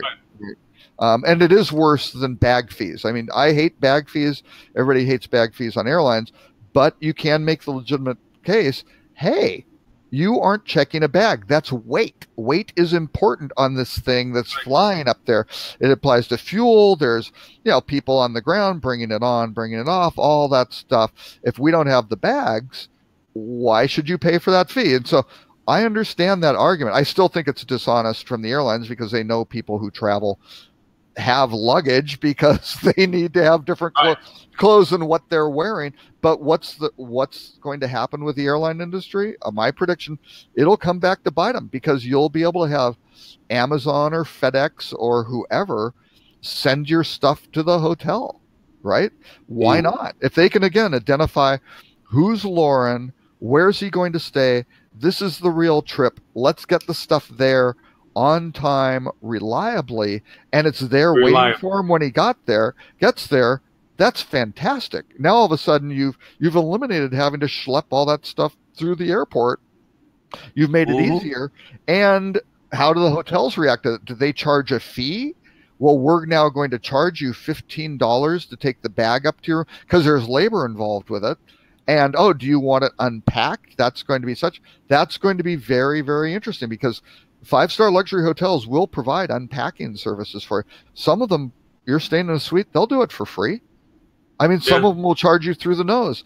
It just depends on their business model, right? Well, but let me face it, the reason why everybody crowds to get on a plane is not because they're worried about getting a seat.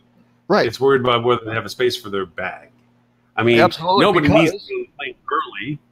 The plane's only going to leave when the last passenger gets on board. It's the fact that I wanted a place to put my bag up and get settled in before everybody else runs out of bag space, and they got to go check it in and go through the headache of the unreliability of that bag actually making it to its end trip. And that problem, and I can speak from authority with a my father spent 28 years at Boeing, was those airplanes were not initially designed to have, well, I shouldn't say not designed to hold that many people, because the physics work, right? You can cram a lot of seats onto an airplane. You might have to reduce some of your some of the baggage and the stuff that's stowed below, but you can load up those things. But the overhead bins were not expanded, or nothing was accommodated to do that. What did they do? They kept the same size. They kept the same size bins. They eliminated the galleys. They eliminated bathrooms. They eliminated all sorts of stuff that was excess, space where they could cram in more seats. And yeah, guess what? And they've made the seats closer together, not as wide, and that sort of thing. And so there's actually less room under the seats to put your stuff because the seats are smaller. That the airlines knew what they were doing. They were creating a really, hostile traveler experience in there in exchange for increased profits, because they controlled origin and destination markets. That was how they structured their business and kind of worked cooperatively together to make sure that happened, right? So yeah, that's by design. And now what do you do? Hey, I don't think when they were doing that, they were thinking of charging for bags. It was always something they would love to be able to do, but now they've kind of facilitated where bag fees are something. But if you have their credit card, if you're a frequent flyer and you fly enough and you have their credit card or whatever, you don't pay for bag fees on their flight, right? So they penalize the other people and try to add these services or features that will make you, quote, more loyal to them. And I don't look at that as loyalty. That's just, you're trying to reduce pain. And they've created pain for you, and okay, there's a way you can reduce it, but I don't necessarily that doesn't make me loyal to that airline. It may have me fly them more often, just because, yes, I don't have to pay the stupid bag fee, but yeah, I'm not loyal to them. If somebody comes in with a better product at comparable pricing, I'm on them in a second, sort of thing, right? One thing I think that the airlines are going to do with, I think they should do first off, is the NFC stuff when it comes to purchasing on the plane, rather than having to dig around for your card to get it out and so forth. Just well, a lot of them now are credit. Now a lot of them aren't using cash, right? Because that was there's no cash. Most of them don't even have cash. It was a risk with the. There was fraud with the flight attendants, and my wife, having been an in-flight supervisor for Northwest Airlines, knows all about all the tricks that can be done with flight fraud. So yeah, you can do some really ugly things there. That's eliminated. Just having to keep track of it, the additional time for the flight attendants of having to bank that, put it in, make the deposit, all that stuff goes away. It's credit card only. But you're right, they should be accepting Apple Pay and Google Pay and that sort of thing. But you need pretty good. As soon as they do that, though, they're probably going to lock up the bathroom heads, and so you have to NFC to get in. And as soon as you do, you charge the bathroom. And groups like Ryanair have discussed that and seriously considered that. The same way the airlines are looking at those saddle seats where you don't even sit down. It's kind of like a saddle where you can cram in more people into a economy minus type. Yes. Well, they already have Zone 9, which is don't get on the plane with anything that you can't keep in your lap. The Zone 9 people, it's like they're last on the plane, and there is no space, and you can only put something underneath by your feet. There's no overhead, nothing. I did a blog post a long time ago. Somebody had a great April Fool's thing, which was basically being able to FedEx yourself to the destination. That was the new thing. It was the FedEx People Pack. They had the whatever, all these different kind of packs, and you just have to zip that in there, and it had some air holes, and you'd show up at your destination, and it was great. Worked much better than flying. And I'm like, don't show that to the airlines, for God's sake. Yeah, right? Don't give me any ideas. We will kennel you and put you down underneath. And so let's not miss the rut row. Let's do the rut row. Oh, you want to do the rut row? Okay. Let's do the rut row. Actually. Okay, because there were some other really. Oh no, go ahead. Well, no. Well, here we'll just toss it. There was the New York NYU Investment Conference. So there were CEOs talking about demand and disruption and data, which was pretty interesting because, boy, not to throw shade on the hospitality CEOs, but a couple of them Jason Fried, he used to be with Hotel News now, is now kind of the main editor of Duetto's blog and things like that. So that's why they're churning out some really good content. That's largely Jason's doing. But you know, their takeaway was hotel CEOs, technology will determine the future of hospitality, which I think is completely wrong. Hospitality will determine the future of hospitality and how those technologies are applied to provide better hospitality. That's what's going to happen. But they had that. They had the industry outlook is sunny amid strong supply and demand. And boy, let me tell you, hotel occupancies quarter to date and year to date, they're only up about 0.5 point over last year's. And yes, they're at all-time record highs. But occupancy, that has plateaued out, and supply is keeping up with demand. Supply is not getting overbuilt, which is good for the industry, but it's just basically staying pretty, pretty still. So not a lot of these hotel owners are like, great, yeah, I'm filling a good chunk of my rooms at a record pace. It's going to be harder to get even more full. There's not a lot of surplus demand. Let's put it that way. And all the increases are all 3.5% ADR increases, right? It's all the rate is what's pushing RevPAR. You see, hey, RevPAR is up by 3.7%. Great. How much is rate up? Oh, it's up 3.6%.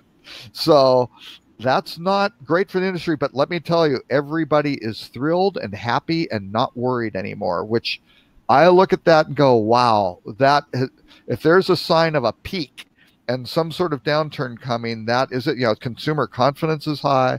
Everything's going. I'm sitting there going, watch out, guys. It's closer. When this downturn comes, watch out, sort of thing. Yeah. So anyway, but that was the New York Investment Conference. We had a thing on how Marriott's reinventing the Sheraton brand, which is kind of interesting. That's certainly a topic worth looking into. We talked about the channel costs, things like, hey, Booking.com, according to SimilarWeb, is now the leading traffic travel site in the world, and which was kind of interesting because huge surge in Russian traffic and travel. So I don't know if the Russians are all traveling someplace or doing something or searching or doing something, or I'm not exactly sure what's going on there, but I don't think it's Russian hackers. But all of a sudden Booking.com surging ahead of TripAdvisor, which is interesting. So SimilarWeb tends to exaggerate some counts, so I don't know. It may come out that they have some issues with how they're counting things, but yeah, we'll have to see that. So I'm not sure if people blocking cookies or something like that's happening in Russia that's maybe skewing their numbers. But the big thing was that Booking.com had these market customized strategies, right? So they are doing things very differently in Russia than they are doing in the US or France or Brazil or wherever else they may be, which is, again, outrageously smart, right? I mean, operate your business and your website the way the people in that local destination want it to work. Outrageously valuable. Focusrite has some a great series coming up on their FocusWire site. We only had part 1 of the series, and I think we should wait for the series to end. I'm not sure how many parts there are, but the part 1 was SEO strategy, really talking about digital marketing and what's going on in search and happening there. And it's not just for hospitality, it's also for general travel, but some really, really good information. Oh, there was some guy that wrote, I don't know who he was. It's more about the last mile that was in CIO Review. I thought someone on this show might want to go I don't know if that's a legitimate dive source. into that article. I'm not really sure, but pretty shady. I'm probably not based on any real factual stuff, just. Well, why don't you discuss, before we do the rut rows, why don't we talk about your article? Because you obviously took a little bit of time to, sit down at the old keyboard and type something out, and CIO Review happened to think it was good enough to publish. So worthy enough of it. No, mine was about the last mile. It really, actually. So what is the last mile, Lauren? It's the connect the dots mentality of what we're doing, the use of technology, the use of leadership, the missing gaps of going back to guest-centric perspective. I guess really what I based most of the conversation on was the fact that I'm very tired of, it happens at every conference, it happens at every round table, every think tank, every thing is they start this session with, so what's keeping you up at night? Let's talk about what's keeping you up at night. And I'm like, that's not what we're in this industry for. We're in this industry because we enjoy what we do. We wake up with optimism. We wake up with, wow, I like what I do. I like the joy that we give in being in this industry. And it really is more about what gets you up in the morning. What is it that's exciting about all this? And my last mock conversation was really about we get fascinated by the shininess of technology. We get a lot of what we talk about on the show. Really, it's such an easy thing to just translate it into a 1,000-word document, where it's like, you get infatuated with the methodologies and the processes, you lose sight of the purpose of those things. And the last mile is connecting all of these things to how does it benefit the guest? At the end of the day, what improvement does it give for the guest experience? And it's so easy to dismiss this stuff with, well, I'm on a roadside hotel that's a box with no notable feature. What I don't care. I mean, as long as the rooms are clean, the rate is right, and the lights stay on. What is all this other stuff? And that is so wrong. So wrong. It is. You actually can impact somebody's life in such a positive way, being exactly in that location, than if you're at a 5-star location on the top of the most grand mountain or the beautiful island, because you are. It's personality, it's people. The last mile is the people. The last mile is the interaction of your guest, of your relationship with your guest. That smile at the front desk, rather than the monotone dismissal.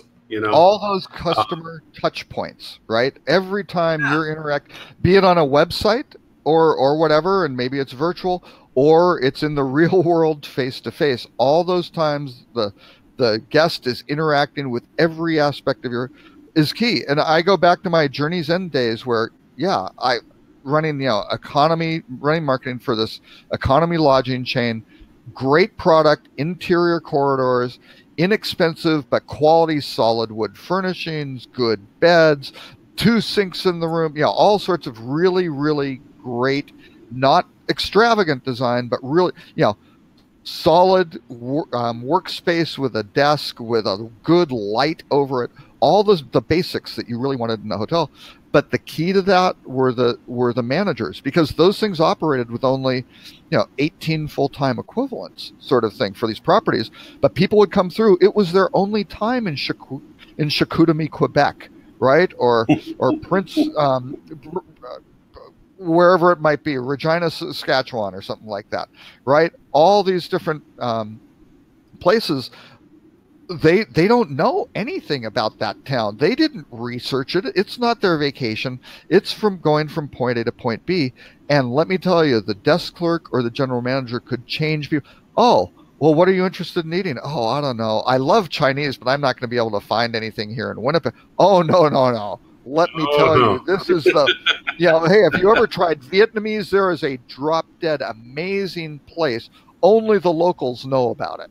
Sort of thing, right? And so, some of that you can have people rely on their phone. Let them rely on Yelp. Let them do whatever. Or you can have a face-to-face conversation from an expert who lives in that city, who knows everything, or hopefully, right? Who likes people, who is hospitable, who likes to welcome guests and make them more comfortable and have better stays.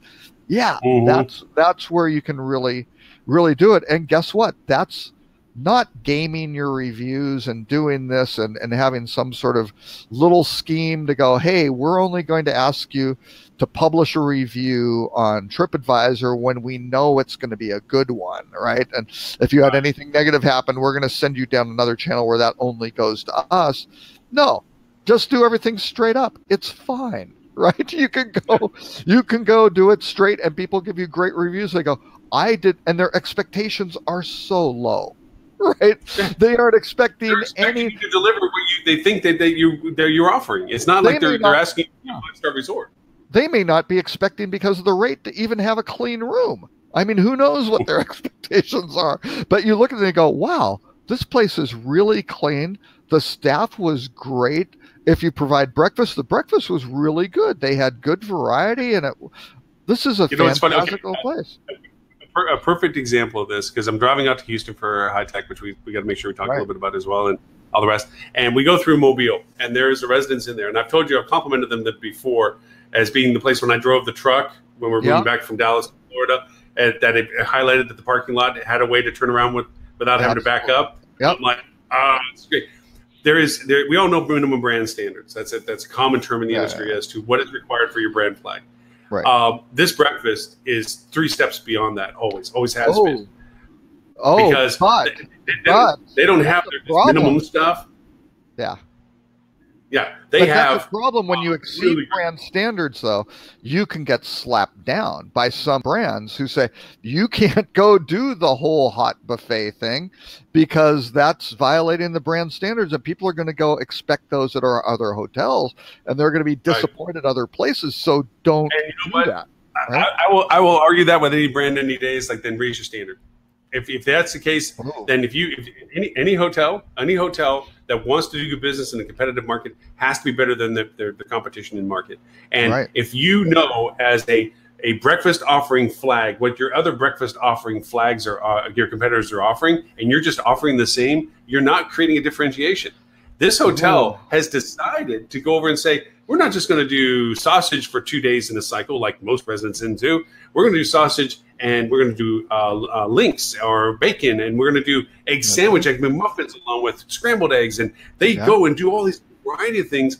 And it's like, and they have somebody, the attendant will make the waffles for you so that you're not standing there like a dork for minutes. You know, they're like, as you go up to the waffle thing, they're like, "Oh, let me know where you are. I'll bring it over to you as soon as it's done." Or if they do that, they can go, "Hey, would you like some blueberries or strawberries in there, or chocolate?" That too. They have fresh fruit and also more than one waffle machine, which is again brands. I have a waffle machine, which means when they do the cattle call trough in the morning, where everybody comes down and descends that 1/2 hour and tries to shove all the food and bring it back up to the room or whatever. They have 2 waffle machines running and the attendant is running. They invested in more than just one attendant huffling food out. And they're handing the waffles out. They have fruit as a choice.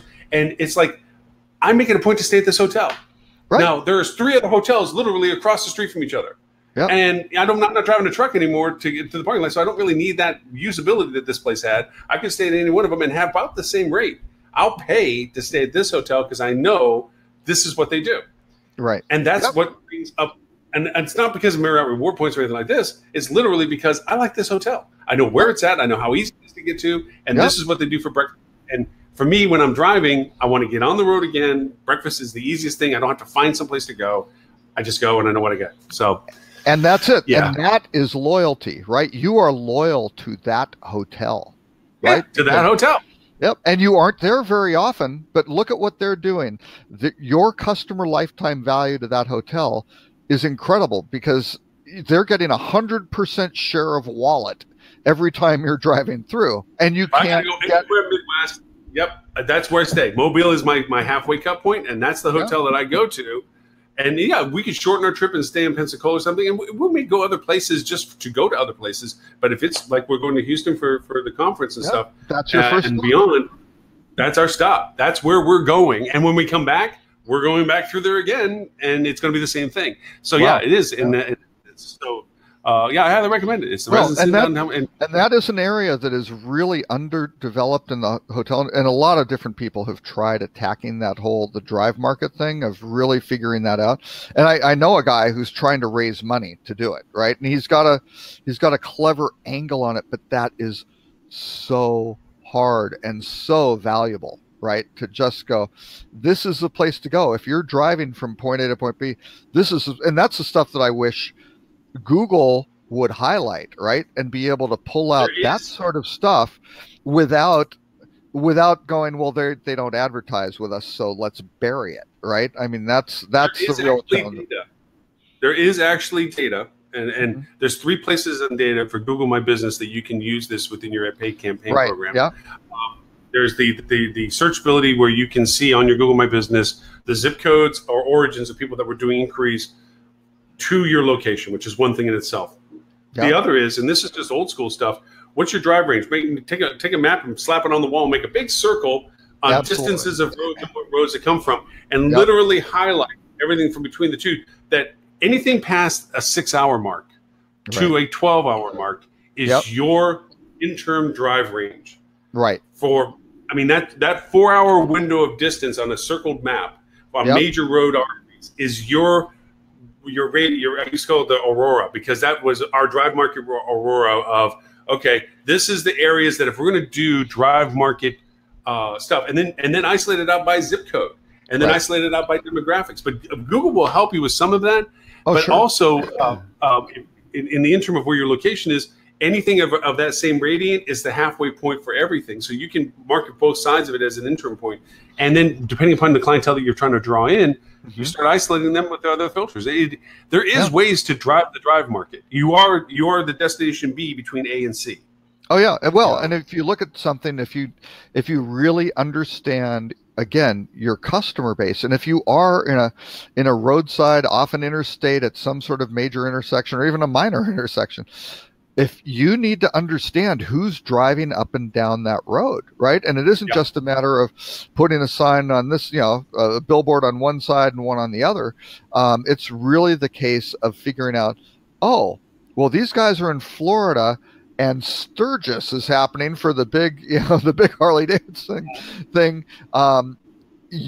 Here's where a thing comes, stay here. Best Western did a very, very good job of working with Harley on basically saying, we have a bunch of bike-friendly hotels, and they worked with them on scenic drives and things like that, which were great. And here are places you can stay. Now, again, they were kind of working with Best Western, so was it necessarily the coolest, best independent that nobody's ever heard of? No, probably not. But Best Western was doing everything right on their side. I kind of put that on Harley to say, well, yeah, you made it easy and you put all the effort on, the work was done by Best Western to do this. And kudos to them, because what did they do? They put pens in so people could lock their bikes securely, right, in a secure area. They gave them, when they checked in, here's a bottle of water and things like that. Here's a hose where you can rinse off your bike. All the things that are really important to people who, ride motorcycles, right? So like you said, with the moving sort of thing, you go, hey, here's a thing where people are driving cross country and they're moving, doing whatever. I mean, you can start looking at things from different colleges and universities, or post-graduation, whatever the case may be. And again, I've got a hotel just like that in Springfield, Illinois, and same thing. I used it like 3 times, right? Which is, I have normally no use to be in Springfield, Illinois, but we used it when we were driving down, and it was like, we took it when my daughter moved, when we moved stuff, and it was great. It had the thing for, being able to come in and out, being able to park a pretty good moving truck when you were towing a car behind it. And when we had the linchpin for me was, when we had the first trip, we had the engine check light come on the fully loaded moving truck, which is not something you want to have happen sort of thing. And, called Ryder, they did it, or not Ryder, Penske, I'm sorry. Penske, we pulled in, the hotel said, oh, don't worry about that, because these guys were going to come sometime. We pulled in at 1 a.m.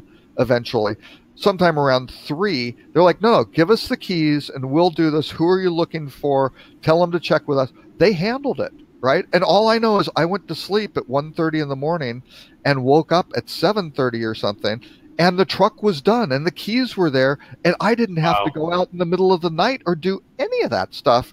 And you could go, wait, is that violating a brand standard because they took a customer's keys to their? You could have liability if that truck got stolen. Don't do that. Don't help. They helped the guest, right? And they helped the guy who was waiting for the guest, who had to come repair the truck or check it or turn off the light or whatever they had to do. They made that easier and faster too. So yeah. And this goes to a lot of where people are asking, and I know we're focusing on the limited services properties in our conversation, but this goes for any hotel. But they never get any attention. It's always the luxury hotels. If you've got 400 staff for your 200 rooms and you're charging $800 a night, you better do a great job because they're paying for it. But again, you might get better service. you could, and I would tell my friends at Four Seasons, because I went from Four Seasons to Journey's End, go, how often do people see a hotel general manager? With this one, you've got a better than 50. You got a 75% chance of directly interacting with a hotel general manager at a Journey's End than you do at Four Seasons. I mean, and not doing things. They're hidden away. They're in their office. They're in meetings. They're hiring a new food and beverage director. Who knows what they're doing, right? Right. No, but this goes to conversations we have about, we're a hotelier, and you speak to the same people I speak to. It's like, well, you want me to do video stuff. What am I going to do video about? I'm not going to make another commercial. What am I going to do with it? These aren't about commercial videos. This is about what you talk about with your truck, what I talk about with the truck is, it's a featurability. Like the hotel I'm talking about in Mobile, they know it's a featurability. So I told them, and I don't think they've done it, or they did, I haven't seen it yet, where I said, go out and do a Facebook Live or a video recording of saying, hey, everyone, this is such and such the residence in Mobile. If you're traveling by truck, we got a parking lot you're going to love. First off, it's real easy to come. So if you're coming late at night and you're dead dog tired, you don't have to worry about getting into a dead-end road or something. You come here, here's the intersection. And then when you pull into the parking lot, we really are left, easy on, easy off sort of thing. Yeah. Yeah. We're right here. And then in the back, we have extra parking lot lights. So when you park it back there, you don't have, the lights are on. We have a nighttime security guy. This is what's in the video. And so that gets on and gets shared. And it's like, wow, you just answered one of my worries. It wasn't whether it was $10 or $20 different compared to another hotel. It's, I'm coming in. I know I'm going to get there about 9 or 10 o'clock at night. And I'm going to be tired, and I don't want to go and get lost and have to back up a big truck or something. And you just told me how to get there and where to park. That's perfect.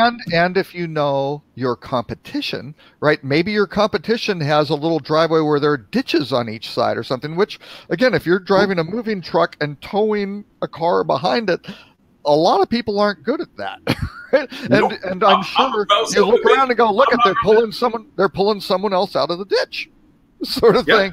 If you can capitalize on that, like, look, you don't have to worry about that. If you're towing, you got plenty of room, sort of thing. Or if you want local restaurants, we know where they are. Here's what we recommend. Whatever the case may be. Or the other ones have crappy breakfasts, or they aren't as clean, or whatever the case may be. You can lay that out. And if you do it consistently. Yeah, you do it consistently. You tag it. You not just do the video. You post it on YouTube. You put the script down there, so you have all the text. So that can all get considered. So all of a sudden, Google and YouTube can figure out, oh, I know what that's about, and that's great. You made it easier for me interpreting what's in the what's else. Here's something else the other Residence Inn does, and I thought it was because they take it. They have a nice little pet walk that's well lit. Oh, yeah. Okay. Exactly. All right. And they keep it clean. I can't begin to tell you how many times that I go to a Pet Friendly hotel, and wherever you walk, there's stuff everywhere. And it's like a landmine. I clean up after my dog, and I don't appreciate that others don't. But same token, even for those who don't, they clean up after them. They also always keep that. You can have the person like the general. Hi, I'm general manager of this. We love our pet. You know what the worst part of my job is cleaning up after people we have this great dog and they don't, but you know what, we do, because it's the worst part of my job, and it's going to be the best part of your dog walk. And please, give me a break, whatever. And you can do it nicely and funny and engagingly and be human about it. And people appreciate it. They go, this place loves pets. Wow, that's great. They're doing it. And they love pet owners by not making it walk through the minefield in the middle of the night because the dog has to go out. Sort of thing. And two things. One is, in the pet walk, at the farthest end, they put a spigot and bowl area so that they can have fresh water out there. And if you're checking in and you've already assigned that you have your pet with you, they have a little welcome tag to put on the door, obviously for housekeeping, which is normal, but they have pet treats for you. Because they know your dog long travel too. These are the things that make the difference. It's a Residence freaking Inn. It's like every other thing going on, but those are little differences is why when I go any direction that I have to stay as Mobile as my interim point, that's where I stay. Because I know what I'm going to get. Well, and they're more expensive probably than the competition, because Residence Inn's traditionally a long-term stay place and things like that. So they have to charge a higher rate. Probably, all things being equal, just pure development costs and things like that. They have to command a higher rate than these guys next door to them, where you have brands that go, well, yeah, that's all I need. That's going to be just fine for me. Right. You know, even if it was another Marriott, you go, a Courtyard of Fairfield's great. A Fairfield would be fine, but you go, no, I'm willing to pay whatever the premium. I'm willing to pay 20% more for that Residence Inn. It was great. Right. And they do. Yep. They'll do things like they'll have, you know, sometimes little sports courts or putting greens or whatever, you know, some sort of little Barbecue. yeah, barbecues, Yeah. things like that. Again, for the people who are staying a long time, those are nice little things to add. But for you, that Residence Inn wasn't designed for people on a one-night stay driving cross country at all. No. But they've been very smart about going, this is a market segment, or pet owners. Pets drive up the operational cost sort of thing. So they can be a disaster. They can distract other guests. But yeah, by giving the pet treats, and I would maybe take that and have that analyzed to see if they put in some sort of sedative. Just saying. Just saying. But then, but they might figure out, hey, this is not a treat that gets pets wild and going nuts. It's just like, it makes them happy. They go to sleep. They had a little snack because who knows? By the way, had one other thing they did when we were going back and forth a lot between Dallas and here before we moved down, because we were going back and forth, I don't know, 4 or 5 times in 1 year, is I think the third or the fourth time I happened to hit the same evening check-in person, which wasn't the GM. If anything, they might have been the night auditor early or something like that. Right. And they when they looked down and saw that this was whatever third or fourth it was, and I was with the pet and so forth, they were like, "Oh, wow, you've been with us a few times. You know what? We're not going to charge you the pet fee this time because you're only checking out tomorrow. Don't worry about it." I'm like, "Oh yeah." You know, you do that, and you get what you get with me. It's like, I'm going to be back. I'm going to be back. And if they have that history that you've stayed there 3 or 4 other times and had a pet, and there was never a mess or anything like, I mean, if they have that degree of information, which they probably didn't, I'm guessing. No, but if you have that, that's a low risk. That is a low risk gimme to the traveler who really appreciates it. And the next time you go in, are you going to go, last time I didn't pay the pet fee, I'm not going to pay it again? No, you love the place. No. It's great. You just appreciated like, hey, look, it was a nice thing you did for me last time, you know? And we know it's revenue for them, but it's like, by the same token, we're checking in late in the evening and leaving the next day. The odds of something like that, you know, like you said, Residence Inn, there's long duration. Now, I do know that they go with a lot of crews, like a lot of cable crews and so forth, and they have a couple of barbecues out by the pool. They have a little basketball court, and I think those were actually made because of that, and because there's always crews that are out there. But they're nice guys. They're blue collar workers and so forth. But the place is kept clean. It's not run down. It's just all the things that we come back every time we go through. And by doing that, you go, oh my God! And I'm sure there are owners who are going, oh no, we aren't going to have crews because there's going to be partying and beer stuff. No, you know, they're going to have their setup and whatever whatever's for breakfast, and some of them will do a little happy hour, or whatever the case may be, depending on the brand. And you go, no, they're treating the guests with respect. And it's quiet, and everybody's kind of doing this, and this is the kind of there are families there, and no, these guys aren't going to feel good about having some wild, crazy, tear up the property party because they're ruining it. They park in the same area, which gives still space for people like me with trailers and stuff. They probably cluster them together, you know, and absolutely. And keep the diversity of the breakfast, probably because these crews are there for long stretches, and getting the same shit every day just makes them grumpy. So that's probably one of the and the crews are going to be on their best behavior because they don't want to mess up a good thing. This is beneficial for them because they certainly have stuff. Don't send me over to the dirty dump that's horrible. No, I'll stay here. This is great. And it's funny how when you treat people well, it kind of goes back full circle to the conversation about the last mile thing. If it's about the satisfaction of the guest experience, it's a win for everybody because people don't walk around by nature being purposely mean. They walk around getting mean because they're trusted or they're treated unfairly. And so if you treat them with both of those considerations, you're going to find it reciprocated in what ways that they can. Like you said, but because they waived a pet fee for me once, I don't walk in every time next time and say, well, you didn't charge me last time. Hey, it was a gift then, you know? So anyway, or at the next Residence Inn, you go, I never pay a pet fee. And now some people do that, right? I mean, which is just horrible. And they don't they always get charged a pet fee, and they never had the experience, and it was never waived. It's a scam, right? So there is some of that, but part of it is like, be hospitable, do the nice thing, do the right thing, and go. And yeah, if somebody gets the pet fee waived and then trashes the place, yeah, there should be some sort of notation, hopefully on their account, that goes, hey, here they are again. Don't, right. Don't reinforce. They're going to crash the place. They have a cat that shreds the legs of the chairs or something. But hey, before because we kind of ran a little long. Not next week, week after. High Tech, Rock. Yes. I have a HOA on Friday. I want to speak a little bit about that real quick. In the sense that I get to play Keynote, and my Keynote is kind of a continuation of our conversation we've had before between the use of technology and its purpose in leadership. And my contention, my premise of the whole process is that being a manager isn't a leader, and a leader doesn't have to be a manager. And technology use is not to create good leaders; it's to make great leaders better. So that's my contest today. But then in the afternoon, they're going to do a real fun session called Shark Tank. Now they have 160 people doing this, and there's 4 major sharks that are going to be on stage. 160 pitches? Yes. Oh, well, dear. no. This is what's going to happen is they're going to take the 160 people, and there's going to be 8 topics, and the topics are going to be randomized onto the tables of 10. So 2 tables will get the same topic. So there's 2 tables competing on the same topic.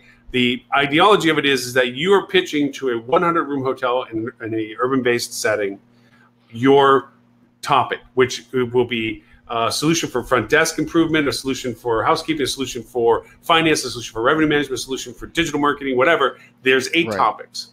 Now, the 2 tables have a very brief period to coordinate what they think they want to pitch, and then the 2 tables will rep up to the sharks, and the sharks will choose between the 2 for the same topic, which one they like. Right. Ah, okay. And I'm the moderator. I get to go over and keep the cats all herded in the same direction for that one. Ah, that will be very, very cool. I wish I could be there. I'm actually driving back home on that Thursday Friday? night.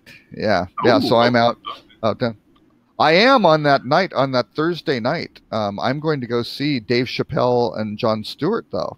You said that. They're out in Sugarland, yeah, which I'm looking forward to. So I should have arranged it with some, but there was only this one single seat that was like right there. So I'm sure scalpers have, certainly available seats. So somebody's at my front door and I'm by myself. I might have to say that we're going to be ending the show now, but tell a little bit about High Tech. Well, I'm going to go see my front door real quick. I'm going to pause my camera and my microphone, talk a little bit about High Tech, and I'll be right back. Sorry. Talk about High Tech. Okay, so on behalf of hospitality, financial, and technology professionals, the High Tech Conference is running, I believe, from June 18th through 21st in Houston at the Convention Center downtown, and it's going to be a big event. They have lots of co-sponsored or co-hosted events. HSMAI has their Revenue Optimization Conference, which I believe is on the Wednesday. I'm not attending that. This year I'm bound up with a bunch of high-tech stuff instead. So, they great trade show. You want to see the the way high-tech's structured, that you can basically get an exhibits pass where they have a very large trade show floor, and certainly lots of exhibits and lots of people running around. And I think half of it is the conversations of people who are in the who are attending, just the networking aspect of it. But that's always great. And they have extended. I'm giving a rundown of high tech. They also have an educational track where you pay a little bit more, but they have some great presentations, great speakers on that. And then also HSMAI has the Revenue Optimization Conference as well, which draws high tech draws about 6,000 or 7,000 people typically. I'm not sure about Houston in the middle of the summer. We'll see. Probably not as big a crowd as in Orlando or an Anaheim, but who knows? We'll see. They had a good turnout in Toronto. We'll see how big the attendance is, but they do a great job. And we'll make some fake badges for you for Rock. We'll just sneak you in that way. Oh yeah. It's Should always. we notify? Yeah, I do refuse to be the lobby lizard of just sitting out there outside and hanging out in the things, or hanging out for hot coffee breaks and things like that. Because because people know me and that sort of thing. It's just like, I don't want to be that guy. I know too many people who are that guy. Yeah. Ed said he's going to join High Tech this year, and we know Stuart's already there because they have the booth. That's right. And I know Holly's going to be there because she's going to be doing the the certification retraining program for the digital marketing certification. Wow. So, well, pretty much the gang will be there in that sense. I have to wrap up only because I mentioned at the beginning of the show, we have roofers up fixing the roof, and they need access to my section of the roof, I guess. So I got to go over and actually open up the back and let them through and all that kind of fun stuff. So, Mr. Robert, that's inconveniencing you, and no, they can go. Right now, with the rain season as it is in Florida, and the fact there's a big, I guess, gaping hole in the roof, yeah, I kind of I'm motivated to have them fix the roof in time for whatever that is. So, okay, set your priorities accordingly. So, yeah, we don't have to do the rut row was on loyalty, and the cost of loyalty programs, which. Lauren, we never bring them back up. You say that. That is dishonest to tell our viewers that you were going to do that. They never come back. Hey, actually, you know what? If you want, I made you administrator. You can wrap the show up, and I can just No. There's no. What I did though. Want to just a real quick rut row on here is basically the point. Maureen O'Hanlon basically came out and said, "Hey, you know what? When you get paid for these rooms for people staying with loyalty programs, these online travel agencies are giving you full value and the hotel brands are only giving you partial value. That's not right." Which was like, oh, that's why I said rut row. Mr. Robert, if people want to know more about you, where can they find you? At rockcheetah.com or social media, Robert K. Cole. Robert K. Cole. For the replay of this show, archives of all the other shows, all the topics, including the rut row that I promised we get to, but we never did. They can go to Hospitality. We covered it all. That's all people need to know. That's true. We did. HospitalityDigitalMarketing.com/148, which is the episode number, or you can go to HospitalityDigitalMarketing.com/live for all links to all of our old shows, including this one. Our apologies to Miss Holly for running out of time, not getting her on the show today. And Stuart, and Tim, and Stuart, and Tim. Alan. I think we lost Ed. Darlene somewhere just fell off the side. I don't know what. Darlene was there for a bit. But anyway, to everyone, thank you so much for watching the show. Harper, thank you for joining us. Look forward to seeing you next month when I get to bring you out on our boat. We go run around and you can point at all directions to drive the boat. And for everyone watching the show, next show number 149 next Friday, 11:30 Eastern, 10:30 Central. Mr. Robert, thank you so much for all the topics today, and I've always which unfortunately may not feature Harper, which I don't know. People are going to be saying, "Send more Harper." We want. I was going to say we might have hit a peak today that we just can't maintain. Who knows? But until then, I certainly think. Yep. Thank you, everyone. We'll talk to you soon. Bye now. Right.